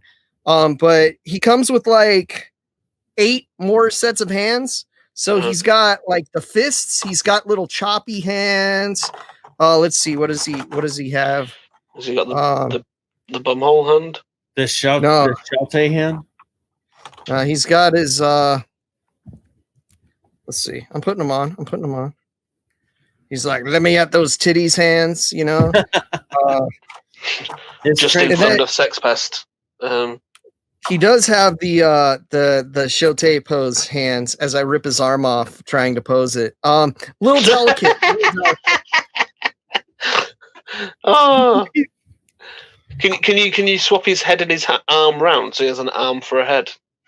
I don't think so. The holes are different sizes. Oh, look. This one, he's like, my dick is this big. Hey, Liger, how big's Batista's dick? Oh, okay. All right. So let me go to the Drago loophole or whatever he does here. So basically, the whole reason I get to have Drago for my first time in the temple is Drago. Cueto has made this match of anyone who has faced Puma. He has gun hands. Look at that. He can hold guns. That's dope. Why would he hold a gun? But that's still dope. Why wouldn't he hold a gun? Dario has made this stipulation that anyone who has faced Puma in the past can face off for the number one contendership to the title at Ultima Lucha, which Drago says he was one of them, so he gets to come back. And Dario says, not so fast. If I'm going to agree to that, you have to say that if you lose against Hernandez, Cage, and Cuerno, that you will demask and be gone forever. Or if you win, you get to stay. So okay, so we establish, keep in mind for future episodes when I bitch about this on the show, and I bitched about this to Roach and DJ, and they came up with some bullshit excuse. They said it was a mask and not his face. Yeah. They do. Remember that. At this point in time, they do say, because later they do tell us that it's his face, that he's an actual dragon. And now Drago did tell us. Drago told us as well. Yeah. correct. But at this point in time, Cueto is saying we have to see the real face of the dragon. And he said, Whatever. So I deserve a title shot. Now, maybe the issue is that this was one of those vignettes that was shot in both English and Spanish. Why they chose to use Drago speaking in English, I will never know. They should have just left it in Spanish with subtitles. I was perfectly fine with that. I think most fans of Lucha Underground were completely accepting of that. They did not need to have the Mexican luchadors speaking in English at any point in time. They never did it with Pentagon. Why do it with Drago? I don't understand. Because they already made him speak English as Dragon Azteca like 50 times. And season 1 of this show, by the way, had a Mexican version with Hugo. Was it Hugo and Vamp doing commentary? Who was doing commentary? Yeah, it was Hugo and Vamp. And that's also like Melissa and Dario had to film everything that they came out and said twice. And that's part of why Dario was losing his voice a little bit. Has he done the Spanish version already or something? I don't know. Yeah. Yeah. So anyway, I thought it was interesting. And I watched a few of those season 1 episodes in Spanish too. And a lot of times I liked it better. Yeah, the announcement death shots look cooler too because it was darker and because they were like insert shot somewhere else. Yeah, and you didn't have Matt Stryker's face on the screen. Well, and also you had that more like AAA kind of commentary with Hugo getting super excited, which I feel like brutal. Yeah, it's a big component. It's part of what made Portito. You know, Paliga.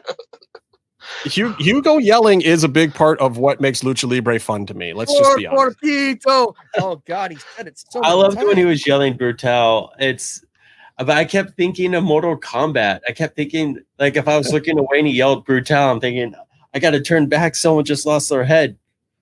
Well, even when Stryker does it, when Stryker does get amped up, he doesn't know what he's. That gun is sweet. Why? It adds a lot to it. But for the audio listeners, Casey just did a close up on a gun in a headless Jushin Thunder Liger's hand. What's your name? Liger. Jushin Thunder. Liger. Jushin Thunder Liger. All right. Anyway, so moving on. The Katrina is. I have to talk about this. I mean, maybe it's appropriate, maybe it's not. Oh my God. I have to talk about Katrina's outfit. This is one of her classics that she wore multiple times, or versions of this, where she goes to the full pants thing with the top, and the top comes down to. It's a thing. I wasn't mad at it. I don't see you describing Johnny Mundo's outfit like this. Oh, I will. When he gets to that other one, where he gets Byron to the describes more cages. That's true. She legitimately was blurred out looking like this. It was great. The way she was dressed had to be censored on the Mexican feed. Yeah. Oh, it was that. Great. Yeah. Jushin Thunder, G.I. Joe, whatever. That's G.I. Jushin Thunder Liger. He's not going to put a finger in your ass. He's going to bust a cat. Yeah, I mean, it almost. I almost think that she shouldn't have worn this because it really overshadowed the debut of one of my favorite trios groups, the Disciples of Death, with Trece, Barrio Negro, and Sinestro de la Muerte. They're a great team, by the way. I think I like all of these guys under these hoods better than some of their other incarnations. Hey, I can't say that about Mariachi Loco in any of his other incarnations, but I can say that he was about running the show in this match. He ran the whole match, which was amazing. And the match was against Mascarita Sagrada, one of my favorites, Pimpinela Escarlata, and the debuting Bengala, who was the only wrestler I met at this taping when he came out afterwards. I think you guys were there too. This is the Ricky Marvin era, isn't it? I got a picture with him, and immediately people were like, "Oh shit, Bengala's at Lucha Underground," and I'm like, "Oh, kayfabe that asshole." Yeah, really. An NDA. And Bengala was pretty good in this match. I will have to say this: does anyone get hit as stiffly as Masquerita does in any professional wrestling? Like, everyone laid into him. So anybody hard. who faces Fabi Apache. Okay, yeah, I They agree with that. picked him up. They like picked up and somehow swung his feet or something, and he ended up doing a flip and then ended up standing. And then they both double hand slapped him in the face down. Like, that was great. So hard too. Everything Kimonito gets kicked off of. Yeah, Kimonito gets it pretty hard too. But it's just amazing to me. It's like, I don't know if he tells people ahead of time, don't take it easy on me, and they're like, all right, here you go, buddy. I don't know what it is. Don't take it easy on you because you're little, so. But I mean, it looks tremendous, and as long as he's not getting hurt, fine by me. But man, he just takes some shots, and Stryker and Vampiro on commentary are hilarious with it every time. Like, it's just brutal. It's because they saw him in the shower first, and they saw Nature's little joke, which is actually the size of a normal human arm. Yeah. And they're just like, no, we got to get revenge. This is just unnatural. Oh, look at that! He's got a cape. Casey's in love with this. Mine's on the way. Shit. Anyway, I'm kind of overselling it because Byron ordered it and his hasn't come yet. Did you get this one, or did you get the black one? Oh, well, here's the thing. Those are Christmas. That's karma. presents. That's what that is, Casey. So that's karma. You got me that one, and I got you that one. Yeah. This is actually a Christmas gift from Byron, because what we decided is, because we both wanted it, we just bought it for ourselves and said it was the Christmas gift for each other. Yeah. Little Hollywood accounting going on. Mm-hmm. Yeah, really. So Pimpinella does the Bezos thing with who is this guy in the crowd that got the big kiss from Pimpy this time? I've seen him there a bunch, but I don't know if I know him. He's there a lot, but I don't. Yeah, he always is. He's there a lot, but I never met him. I never think I did either. But hey, he deserved it. He's a regular. He seemed to play it up the right way, so I appreciate him. It was fun. And I popped hard for the Pimpy thing too. Another thing that going to Lucha Underground, I did not think I would get to experience, but having your first experience have moments like this where it felt like you were at a fun event in Mexico. I was so mad that your first experience wasn't getting kissed by Pimpy. I was so mad. Hey, you guys were the ones that were sitting at the top of the bleachers at the time. I didn't know what from what. Like, we started sitting down lower pretty soon after this, but at the time we were a little more the outsiders, I'll be honest. So, we kind of got into the mix, but we weren't like right up in it with our faces on camera sitting in the front row. I'm sorry to be at that spot. Justin, did you say we were the outsiders? Was Jim Velasco the fourth man? Hey, yo. I heard you like Lucha Underground. Are you here to see Lucha Underground? Or are you here to see the NWO? Survey says, oh, God. Oh, I shouldn't have done that Vince McMahon earlier. Justin, you weren't even here, but I went full Vince, and I'm still not good. You pulled a Dario on yourself, man, but maybe it'll help you get over. I'm genuinely terrified as to what doing a Vince McMahon is. It's a long list of things. It was pretty cool though. We were up at the bleachers, like right on the top stair corner when Drago came back. We just like had the best view of that. And we're in the newspaper image of Drago's entrance right there, which is pretty fucking cool. Because the LA Times was there during this. And they got me watching Drago enter, and I looked like I was dying of fucking heat stroke, which was probably real. It was pretty bad that day. It was really hot up there, especially at the top of the bleachers. That was the other reason to move further down, because the top of the bleachers was the and plus those windows behind there, that's right where the sun is facing earlier in the day. So it's heating up that whole section where the Technicos come down from the top there. But yeah, I was super excited. And if you see me on TV when Drago enters, I'm just lost my mind. I don't know what's going on. I'm so excited. I didn't even run over to the rail to shake hands or anything. I think Casey did, but I was just I did. I was like, oh my God. I felt like a little kid for a minute there. It was actually pretty exciting. Come on, you're gonna not touch a dragon when you get the chance? But dude, I reached over children to give Ultimo Dragon a high five. So I did later and whatnot, but I think I was such in shock. I hadn't been at a wrestling show that I had actually enjoyed since, the ECW pay-per-view down in Orlando, Florida in '98. It had been a solid just dropping years I had fun at a wrestling show, and that was I was planting the seeds. Justin. I was planting the seeds to get included in the Believers Backlash match by backing up Drago immediately. Wait a second, Justin, you used to go to ECW shows back in the day? Never heard it. Never heard it. No one's ever said Jim that. Either. I never heard any of it. But Jim, it makes sense. Look at that bone arrow pose. Oh, he does the 360. Anyway, I got to get through this next thing. The vignette, Mundo, Dario. Mundo's pissed that he's not in the match, but Dario's got other plans for him and says that next week, Mundo may in fact be the champion that goes into Ultima Lucha when he faces Puma in All Night Long #1, which will be one match, one entire episode. Which I accidentally watched instead of this episode. After he said, hey man, yeah, you can, we're going to do this idea that's never been done before, an Iron Man match.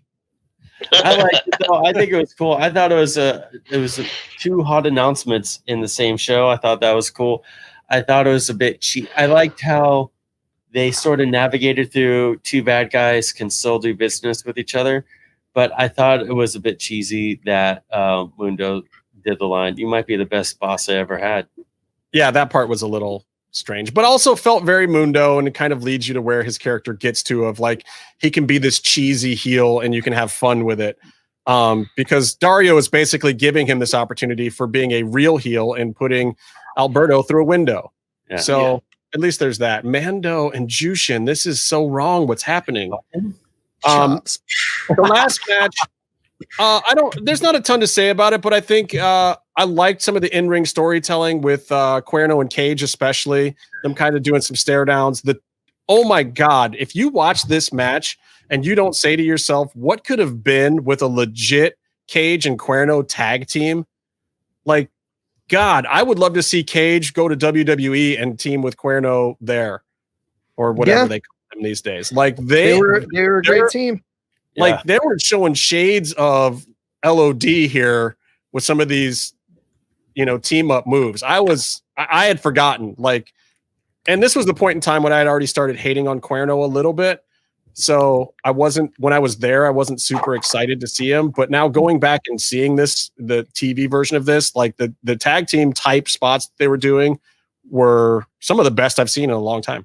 Hating on Cuerno, hating on Sting. I did like at the beginning when Drago was coming down and he did his big entrance, everyone was chanting. By the way, there was a Baby Nuts chant. Yes. You're welcome. Drago was like by far the biggest star with his return, and they got a shot of just with the return heat that he had. Yeah, it was there. I think that whole group around Vic down in the front on that side and us up in the back of the bleachers and Josh Pillow, I think a couple of seats in front of us. We saw Josh. Yeah. We were all firmly on the Drago chant side, even once Puma came out later. You can hear it too, even on the audio now, that it's like us on that side of the bleachers and those guys down front on the left-hand side of the bleachers. And then the rest of the entire place is chanting for Puma, but we're equally as loud chanting for Drago. And I liked at the beginning when he got into the ring, they got this one close-up of Hernandez looking at him like, I got to fight a fucking dragon? Dude, Hernandez was in good form in this match too. We've said it a couple times, and a lot of people hate on him, but perfect. One of the most perfect dives he's ever done was in this match. You know what was so perfect about it? They didn't catch him. He went shoulder first into But that's ground. Also why it was perfect, because he did it to a way that even if nobody was home, he wasn't going to die. He still did it full speed. He got the right roll through on it. He did everything exactly the right way. He barely got caught, and it looked perfect, and he stood right up and did exactly what he was supposed to do. The rest of the catches, other than that one, were really good. Cuerno got caught. Cage's moonsault from the top rope, Jesus Christ, amazing. No one caught him. But still amazing. Like, he went all the way up on the top and did the moonsault to the floor, by the way, not to the ring, to the floor. Right. And like, it was nothing. Like, he was a 150-pound guy. You know, kudos to Cage. Anyway, then you great fun match, and the Mist debuted, and you could see a little bit of Drago. And this is when I think it became sort of an issue where even though they had 2 hard cams, none of them were at the bleachers, and that's where the wrestlers got their heat from. Because you see, Drago did the Mist, and there's a huge pop from the bleachers, and he kind of like took a look and smiled, like, "Oh, it worked! It got over. That was awesome." And then he finished the match. Then after the match, he's like cheering and like posing towards the bleachers. Yes. And so, you know, but I'm telling you, that's because we were super live on that side of the room for him. And then the regulars who were in the crowd were just going storyline and going with Puma and this, that, and the other thing, and the guys that they knew. But, you know, Drago got the respect over there. Anyway, so we get to face off with Puma at the, what was this roll-up pin? This was the pin version of Dragon's Tail. Dragon's Tail? Yeah. A whip of a Dragon's Tail. But doesn't he have the submission version of this too? Nah, he doesn't. No, it's always a pin. That's always okay. Pin. Does some other stuff. It was great though. It looked perfect. You get the face off Puma, the back and forth chants, some real heat going on there. You can hopefully everyone in the back was paying attention of like, yeah, this is a good matchup. This is over. Drago's the shit. Speaking of hot action, the last vignette. Yeah. Katrina's giving Dario a little bit of the old Justin Roberts, if you know what I mean. I mean, yeah, look, another vignette that was clearly inspired on FetLife on the message boards there. And Katrina's choking Dario. So it's in the ghost fucking section? Yes. Yes. Okay. She teleports around. Now, this is clearly Katrina has powers now. That's a real thing now. I don't know, it's like in the USA, but in the UK, we've had people marry ghosts. Oh my God. First of all, there was a movie called Ghostbusters that established ghost blowjobs. So, okay. And also, you know, the film, what's it called? Can't remember now. Oh my God. Clearly, she does have powers at this point in time. The lights were flickering a bunch when she came out with the disciples. She teleports and scares Dario for real in the office. This is the second time she's done that now. And she got her creep on and basically was like, wait a minute, you're talking about all these other people. And this I completely agree with. And Katrina is like, what about Mil Muertes? And Dario, correct answer, is like, oh, snap, for real? Like, I didn't even think he'd be interested. If that's the case, then sure, we'll work something out. Like, that was the correct answer. Because, like, you know, you give Mil whatever he wants. If he cares about the title, you put him in the title picture. If he doesn't care about the title and he just wants to murder Phoenix, you let him murder Phoenix. You let Mil do whatever. The most important, it's hard to get a read takeaway of the scene, Justin. What's that? She says that no one can stop Mil, even that monster you have in the cage. Meaning she knows what the fuck's going on, but she's already referenced the brother before, so it shouldn't have been a shock to Dario, but it was because of poor continuity by the writing team. Well, the writing team is still coming up with some of these ideas at the time too, I think. You know. Yeah. I know. Maybe I just like shitting on those guys. They're my friends. I love them, but I just like shitting on them once in a while because they had Pentagon lose at Ultima Lucha Dos. Well, look, I was very happy. This was my first experience live with the show. It was also a hot episode. I feel like this is, you know, the rest of what we have coming this season is pretty good for the most part. I think they really did start to get it dialed in. I think that DJ and some of those weeks off had a chance to kind of get feedback. The show was airing by now as well too, so they're getting some of the internet feedback, and I think they're really learning what it is that they have here with Lucha Underground, and they're not just guessing at it anymore. So they start refining a lot of things from this point forward into what turns out to be a really good season 2, minus how it ended for Casey. But you know, I'm really happy and proud that this was kind of when I got to really start getting more involved in Lucha Underground, and these guys were going all the time, and Jim was there. And I think it shows in the product that the fans were behind it. So I do have a couple other things I want to talk about. We still need to talk a little bit about Kenny Omega and Triplemania and the rest of his week. And a certain friend of the show returned to wrestling TV this week, and it was way better than Sting. So stick around and we'll talk about that right after this. If you're listening to this and you haven't visited luchacentral.com, it's time to do it. LuchaCentral.com is the online home for Lucha Libre, where you can get all of the top news in English and in Spanish. Find the best curated video content and original content not seen anywhere else. Find when Lucha Libre events would be happening in your area. Find photo galleries from top photographers covering Lucha Libre around the world. From weekly polls to annual awards.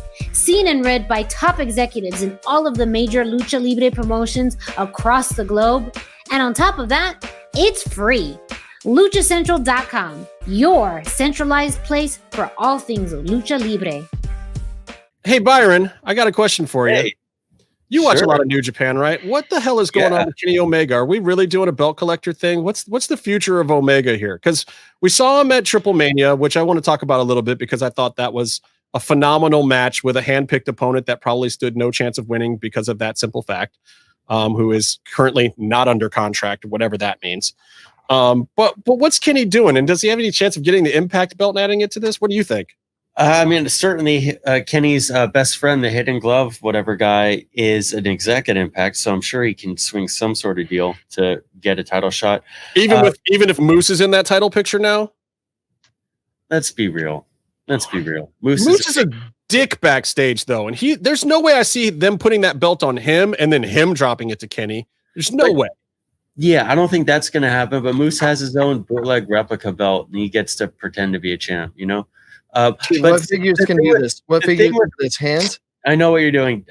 Casey. The thing with Kenny, and looking back at his Japanese booking, especially like his long-term storytelling with Ibushi, he's a guy who keeps track of his story and does long-term storytelling that can sort of come and go and not contradict itself and can pick up really easily. Like when Ibushi and him linked up like once, it was like red hot all of a sudden. They didn't have to add any backstory or anything because all the stuff they did at DDT was included. And now, he's back at the top, and all of his stuff that was just a little bit dormant is now there. Like he did an interview, talks about what could happen if Ibushi shows up, which is the obvious thing. But then he mentioned his Tanahashi feud, how like that could be picked up now. And I think it's just much bigger than just a belt collector. When I think of belt collector gimmick, I think a guy who has a little bit of TV star power on the indies. You mean Austin Aries? Like Austin Aries. Of? Johnny Mundo. I like the fact that he's doing low as well there.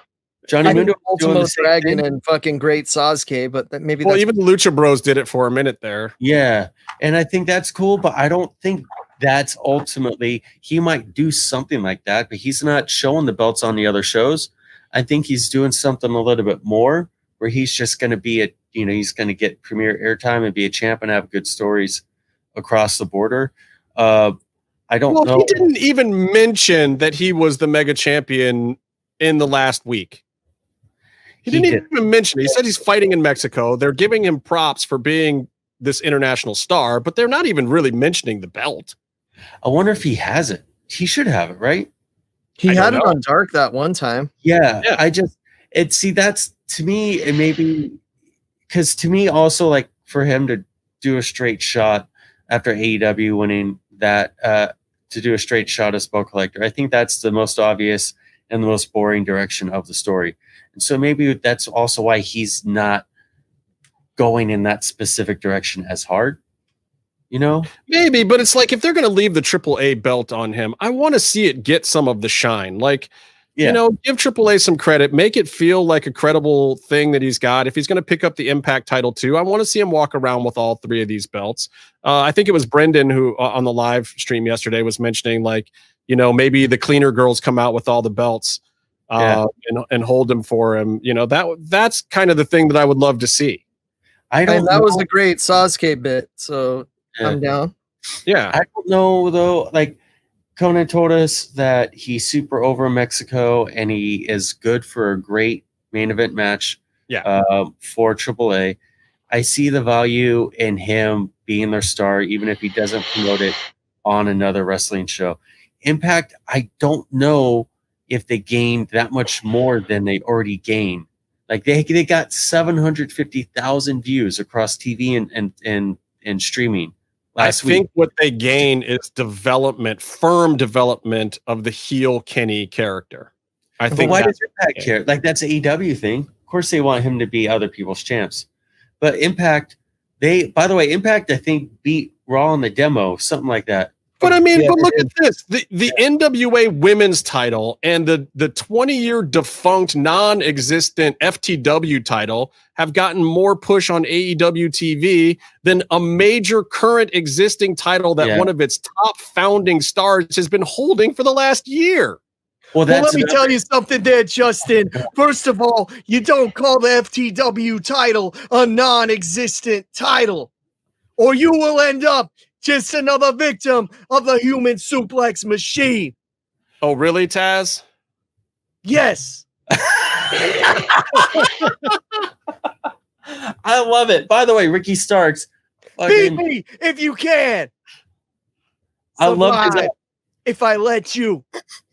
I loved Ricky Starks' outfit. He is the star. He's the one guy in that group that you're looking at. Let me tell you something about outfits there, Byron. Why was my boy Cage dressed up like a purple swollen penis when he went down in Mexico? When he went down? Is that what happened now? I think you have your own answer. That's why he's got a purple penis. That may be a little bit of a Freudian slip from the human suplex machine. Now we're getting back into backstage rumors at Lucha Underground. No, stop. Anyways, beat me if you can. Survive. We're like, here's another little study into your champion and what it takes to be a champion. You have Jericho as a champion. You have Moxley as a champion. These are guys who can work programs on a stick. They don't have to wrestle. And then you have Sheeta as a champion, who is a very worthy champion. She's great. And she, for a while, was the best in the women's division.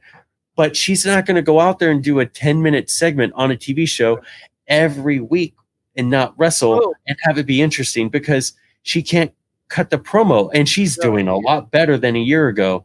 But still, it's like you gotta keep it rare, or else it's gonna be. I didn't realize about championships in AEW until someone said it.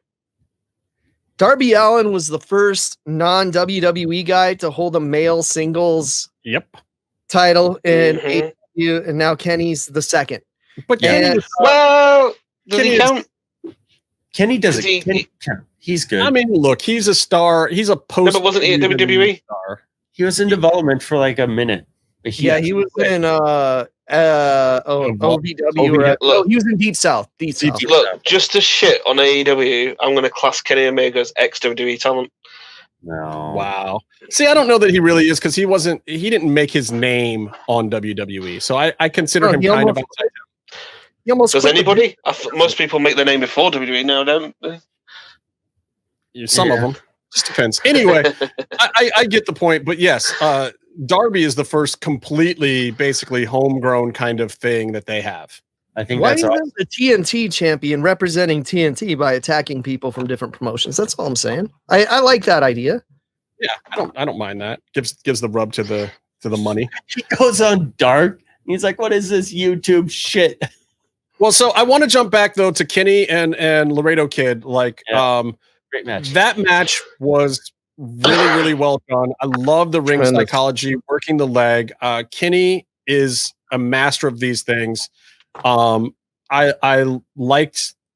liked everything about the match. I thought this was better than the Moxley match for a million reasons. Man, because I know if I'm gonna finally do a psychology based match and I'm Kenny Omega, I'm gonna do it in front of a fucking lucha crowd. But he did it at a time when there was no audience there. I think that Laredo Kid was a handpicked talent by him.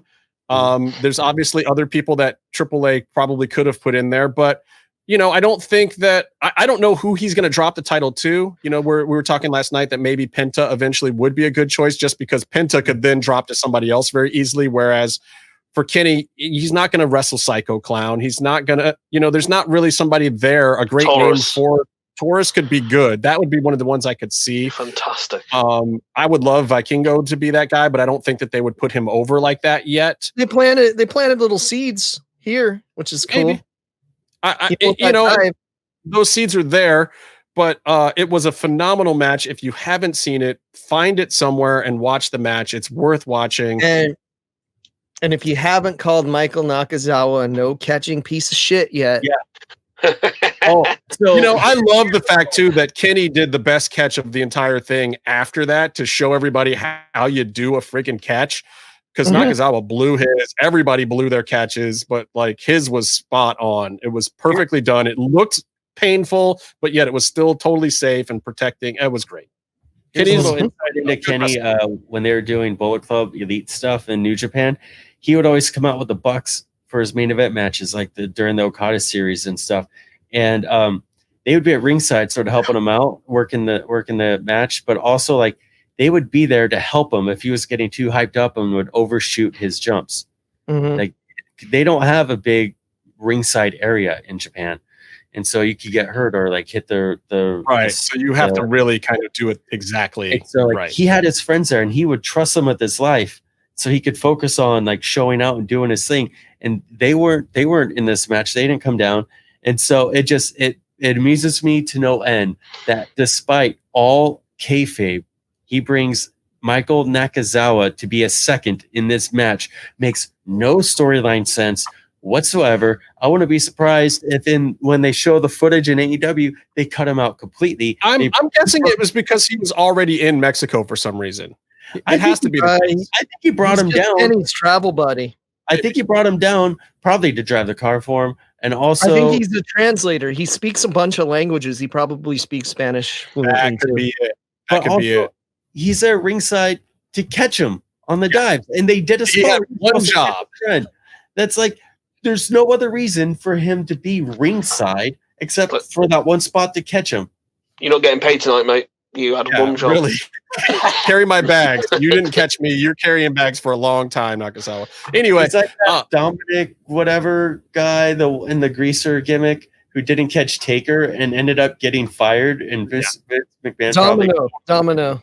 I mean, not Deuce. I'm sorry. No, Domino rules. Deuce. No, I think Jimmy Snuka's son. Jimmy Snuka's son was Deuce. Yeah, Domino's the one. It was an accident, but it was Jimmy Snuka's son. So he got blackballed. I'll tell you the spot that Kenny blew this week. Kenny blew getting out of the helicopter. The most hilarious thing, I don't know if anybody else noticed it or not, but that was a 2-seat helicopter. There was no back seat. Kenny gets out of the helicopter. The camera guy, whoever's standing behind the camera guy, keeps telling him, you got to circle this way. You got to circle this way. So they have him finally circle so that Callis can run over there and look like he's getting out of the helicopter too. Like if you're trying to make your champ seem like a baller, can we get like a Bell Jet Ranger 706 or something with at least 4 or 5 seats in it? To have 3 guys in a 2-seat helicopter just was the most suspension of disbelief that I could not muster the entire week. It was the most ridiculous thing ever. And you cut back over to a winded Callis who literally ran over to the helicopter just to get out from the exact same spot where Kenny just was. Blew my mind. I was like, this is the worst thing on television this week. Magnum PI and TC never had to deal with that shit.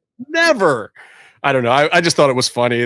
And that whole like walking to the arena thing, like they go out of their way to rent a helicopter or use Tony's personal helicopter or whatever it was, but they couldn't get one that was big enough for them to really look like ballers. Hilarious. Tony wouldn't have a 2-seater. He would have one that you could put like 6 in the back. I've been in one of those. So he's a Chinook. Yeah. You don't want to fly in a Chinook. I did like Callis's. I love, by the way, Callis is exactly what Kenny was missing. Kenny's promos, we've talked about it before, haven't been great. Like he's serviceable as heel Kenny or whatever, but having Callis just set it up a little bit and give you some context and do a little bit of the Heyman thing has been genius. And his welcome to the business kid to Shivani, I really loved. Excuse me, sir. I have a question. Hey, Paulie. Liberally from me. Yes, they do. When I'm the one who gave him the shot is the man that ran the network of TNN in my promotion, which was a good angle. It always reminds me of Kevin Kleinrock. Honestly, Cyrus the Virus always reminds me. Microwaves a grilled cheese sandwich. Yeah, really. Good Lord. I have a quick question though. What was the Lex Luger thing that Kenny teased on Impact that he was supposed to do on Dynamite? Oh, he was going to murder Miss Elizabeth, but it turned out she's already dead. Sell some pills out of his garage. Yeah. Wow. Amazing. I missed that. Go get some pills, kids. I got them all in my garage. I do have a couple other quick points about AEW that I would just want to make. MJF versus Orange Cassidy felt like everything good from the indies from 3 years ago. I think that's exactly what AEW should be doing in small doses like this. It completely worked. I think it shows people part of what AEW was founded on, of bringing cool indie wrestling to the forefront. It was a total indie match. It didn't make a whole lot of ring psychology sense. It wasn't supposed to. For you old school wrestling fans that, want to see a big, Mid-South kind of fist brawl kind of thing. Jim Cornette fans. This is not the thing to watch, but this is part of what AEW was founded on, and they do need to do this. It's part of why these guys are stars. People like it. It is entertaining. That was a really good, fun match. Also, what was entertaining? TH2 versus the Young Bucks is greater than the Young Bucks versus FTR. Don't care what anyone says. TH2 is the second premier team in AEW next to the Young Bucks, period. I think they've realized it too. They're going to groom these guys. They're going to get their shot. It's going to be a little ways off. I think the Young Bucks have to play out some other storylines first, but TH2 is finally getting the rub they're supposed to get. I just want to say, Antoine, my boy, thank you for listening. I kind of feel my theory on it is that they were just waiting for TH2 to have the correct ring entrance music. Because if you go on Spotify, that can follow it. There's like 5 different versions of it. And Jack is, by the way, Jack Twitch streamed watching AAA, and it was awesome. Rob Viper actually posted about how incredible it was to watch Jack cringe at and bumps Jack of all people. But, Jack saying take it easy on a crazy bump. Yeah. Oh god. But Jack also, like, he alluded to on Twitter how Angelico is in contact with Mikey Ruckus about their theme music, wanting to change little things all the time. So maybe they just wanted to lock that in before they made their maybe they finally locked it in as kind of like the Keith Lee push. We can't push the guy until we come up with some final music here, guys. That's an interesting segue. For you again. Oh, could you go back to developmental to learn how to wrestle weekend properly? at Bernie's too, that get that weird accent. Also, a couple of other interesting things. I really somehow like where they're going with Brandy Rhodes right now. She is crossing the perfect, diva princess, which she is, with, sassy black girl, which she also is. The Shaq segment was flawless. And Shaq, hilarious when Shaq is doing this smarmy, cocky thing, and the fact that him sitting down is almost as big as Brandy standing up. Amazing. Loved it. I don't know about the Jade thing, but that Jade chick is huge. Oh my god. Shout out. I am concerned she knows how to work, but same. Shout out to the shot of Brandy Webb show when fucking Archer went on it, because he just drank all of her booze and kind of trashed the set, and it was amazing. Amazing. Shout out Brandy. I thought though that Shaq, he's supposed to do something with Cody. What's the big deal? What? I don't want to see a Brandy match build out of this. This is to get Jade over. Cody and Shaq worked something out, and Shaq was like, there's this girl that I kind of like, that she real tall, and I want to see her. I think she could wrestle. I think she could do some big things for you, Cody." And Cody was like, "Oh, can we get you on the show?" And Shaq was like, "Yeah, I'll come on there." And then they were like, "Okay, handshake." And then Jade gets on, and Shaq gets some time on TV, and Cody is a happy guy. That I want to point out that was Justin doing the Shaq impression. I don't want anyone trying to say I was doing a racist Shaq impression. What are you trying to say? This is how Shaquille O'Neal talks, man. No, it's exactly how Shaq sounds, which is amazing. That is one of the best. I would do say two impressions: Shaquille O'Neal and Mike Tyson, and Shaquille O'Neal are the only 2 impressions I've ever done any good with. That's it. The Speedy Gonzalez is pretty good too. It's amazing. I cannot do Tejano. But if Mike Tyson wanted to put him out, Mike Tyson could do that. That's exactly what I would do to him. He would come to my house, and then I will put him in the hurt locker next to the tiger. You have done it before, though. Next to the pigeons. That's all. No, I don't play with birds anymore, man. Robin took all the birds. I do love though how Shaq is like this pro athlete, right? And who's dominated the world in his sport undeniably, and he still has this little slapstick sort of charm to him that's just incredible. What you don't understand is when Charles Barkley is around, you have to command a presence. God, I wish Charles Barkley was doing this angle instead. After Brandy splashed him with water, the camera, you could hear wah wah. I know, it was great. It was awesome. I like that. The other thing I will say though is that's a well-written segment, but the best writer at AEW is Chris Jericho. The inner circle thing needs to go a certain direction. Yeah. The way they played that segment was pitch perfect to be able to move forward. Yeah. Chris Jericho absolutely knows what he's doing. His time at WWE, more so than WCW, taught him how to craft programming. He really might be the demo god. Yeah. He understands something that no one else at AEW understands. I wish he would start writing more of their segments as he progresses through his career and steps out of the ring more. Also, he's showing how to keep on TV in relevant segments while you cycle up and down the card. Yeah, absolutely. You know, like, it's great. Can you see this? I have one of those.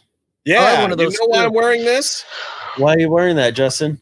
Because the most important thing that happened in wrestling this week that's going to change the face of wrestling, hopefully back to what it was when it was really, really good, the return of Karrion Kross at NXT. We got a little tease. I was a little upset that right in the opening segment, they did a previously on NXT thing where they showed a little bit of Karrion Kross stuff to let you know that he still existed. That I thought was stupid. If they were going to have him come back in this episode, if they're going to have him come back 3 or 4 episodes away and have this be the reminder, sure, made sense. And then when Scarlett came out first, sans Kross, I figured, okay, that's the setup for this week. Didn't actually think he was going to come back. I've known for a few weeks now that his return was imminent. I did not know what brand he was going to show up on, if he was going to actually do a Finn Balor thing, or if he was going to maybe jump up to Raw or somewhere else. I think he'd still be a great fit on Raw right now. I think they could use him, but we'll see.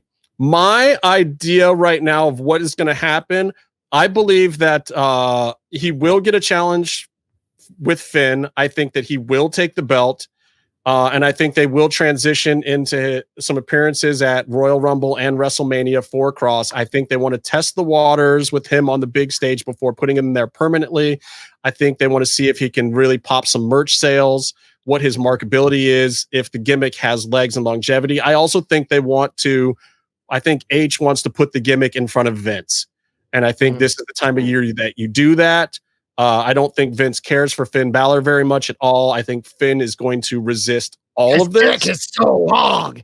I think he's going to have a huge problem with it. But I think Finn has officially been demoted to NXT top guy, and he's just going to kind of be in that orbit for a while. I don't see Finn getting much else than that. I don't think Vince likes him. I don't think it works for Vince. I think, they put the Universal Championship on him because everyone pushed Vince, and Vince was just like, yeah, it doesn't do it for me, guys. I get the underdog story. We did it with CM Punk and he turned on us. We've done it with Daniel Bryan and it only lasts so long. Like, I think Vince just didn't see it with Finn Balor the same way with some of these other underdog, smaller characters to go into the big time. And I think that Triple H wisely is realizing that Karrion Kross does not fit that mold. But I also don't know that they're seeing a lot of success with the Keith Lee thing right now. So it may be a harder road and they didn't with Aleister Black either. It may be a hard road for Kross up in Vince land. He can dominate. The story about Keith Lee needing to learn how to work in Vince's eyes. Yeah. I don't disagree with that because Keith Lee does need to learn to work the Vince style. Keith Lee has a great indie style that can get over in NXT combined with a little bit of the WWE style. But up on Monday Night Raw, it's a different thing. And Karrion Kross may have that same. I think that his style is a little more patterned to it, though. I think that Kross has a good striking repertoire, and he does. WWE style is using brawling as your transition between spots, and it has been since the Attitude Era. It's a little more like finesse strikes now and pretty strikes and kicks and stuff than punching like it used to be, but it's still there. But I mean, you look at The Rock, for instance. What got him over was that thumb slap on the thigh and his punches. I mean, that's 60% of a Rock match, and it was money. It worked. It works for TV transitions. It works for these commercial breaks mid-match that you have to have on Raw right now. So especially if he ends up on Raw, he's got to be able to do that stuff. And Kross also knows how to work in the rest holds. He learned that, and it wasn't something that he always did. He learned that, and those few years where he was working the indies, and he was a top guy on the indies, where all of a sudden he's gone from doing these 5-minute squash matches in FSW and other places to having to carry a 40-minute match at some indie place. So he had, with veteran older guys like Shane Douglas and, these guys who've been around who aren't going to, spot fest on a match. As soon as he started working with some of those guys, I think he learned like, oh shit, I'm the young guy. I'm the guy who's got to work in the rest hold for 10 minutes, and he's learned that. So maybe he does have good success there, but I think that, we'll see what time holds, but I believe that he is going to take the belt from Finn on January 6th. And I believe that you will see him pop up at the major WWE events headed into WrestleMania season. Who knows what WrestleMania means? I think if it's in front of a crowd, which I don't know that it will be at this point in time, but if it's in front of any kind of crowd, that benefits Kross more than an empty arena. Because I think Vince needs to hear the reaction to Kevin Kross, to Killer Kross, to Karrion, to the entrance Kross, to the entrance, to the pop from the crowd. Like, he's going to see that this guy is, next to Roman Reigns, his most over heel. Actually, I would say Roman Reigns, then The Fiend Bray Wyatt, then Karrion Kross. I would say to that, we're so close to the end of no crowds in COVID. Now, I don't mean so close like we're weeks away, but we're relatively within 6 months. We're like, right, but it means that WrestleMania for it, WrestleMania is going to fall just short of that. However, but I'm talking about like Drew McIntyre's big coming out as the main event and the champ and stuff. He's done the best he could, and he is doing pretty well, but no crowd there for him to win the big one and for him to try and carry on as the centerpiece. It's flat, and it's like, I think it was good for Drew, though. I think it got Drew over with people he wouldn't have been over with naturally. I think that when crowds do come back and you get Drew McIntyre out there now, he's going to get like a Seth Rollins level reaction. I think he's going to be a bigger star now from having been a champ during COVID. I think that it was unfortunate that he won the belt to such little fanfare, but I think for his overall longevity and overness, Drew McIntyre is going to have benefited greatly. He's going to be a top guy now, better than he would have been had there been crowds there. If there had been crowds there, I think they would have waned on him. I don't think what they wrote for him was good enough, nor would have been good enough. And I think it would have faded very quickly, and he would have been one of these 2-month champions. He would have been like a Sheamus run, and you would have never seen him at the top. I was about to say Sheamus. So I will say one thing though, nitpicking with Kross. Thing is the vulture. What about it? So Karrion has 2 things. It means corpse, and is specifically the breed of crow in Europe. Yeah. So I was like, I want to see a crow because and they do actually. They're called Karrion Kross because they actually scavenge on dead bodies. So I was like, I want to see crows more than vultures. And if there's a Sting argument there where the Sting used to actually stand with the vulture, so there's no reason not to use a crow, and I want to see a crow because that's the little details that I love. What are you saying, Kate? Justin, show him the crow on your shirt, Justin. Oh no! I get that, but what I mean is whenever they do these little like things of video packages, they use a vulture. And I'm like, I get it's native more native to America, but I think part European. Overall symbology is correct. It's Karrion isn't an alternate name for the guy who carries you across the river Styx. It's Karrion for feeding on the dead. It's Karrion for the crow that eats the dead. It's no one called Karrion. No one called Karrion that. It's a very vague derivation. King Diamond didn't say it. I agree with you. Which is why I thought it was a little off. That's the barrier. But look, I'm excited that he's back. I think it could change the landscape at NXT. I think he's good for heading into Royal Rumble and WrestleMania season, their big season. Again, I don't know how it's going to play without the crowd. I think he's going to play good with that little slight fenced-in crowd that they have in the CWC or whatever. So I'm excited for it. I'm glad he's back, and I'm glad he looks healthy and strong. Cool jacket too. I like the shoulder thing. It was pretty cool looking. I think that Scarlett also, I think this has given her a little time to catch up and really feel the character some too. I think not that she was doing bad with it before, but I think she was thrown into a lot of it, and a lot of it is Kross's ideology, and he's just kind of bringing her around. He's been doing this gimmick for 4 years or whatever, and he's pulling her into it. And I think it's given her time to develop her character to fit along with his well too. And I think she's going to have a pretty good run out of this herself and get into the character more. And I think Vince is going to love her. I don't know how much she's on Vince's radar yet, but as soon as she sees him coming out, this is the new Macho Man and Elizabeth for Vince right here. If he gets a load of them in front of a crowd, I think he's going to love it. Hey, Paula, good work. Really like what you did. Good work there. I'm writing her into my segment next week. Pervert. Anyway, that's all we have time for today. There was a great Triplemania. There was a good time with this Lucha Underground episode. Lots of stuff with Kenny Omega this week. And welcome back, Karrion Kross. So until next time, stay calm and stay in the mix. And don't cook cheese sandwiches in the microwave.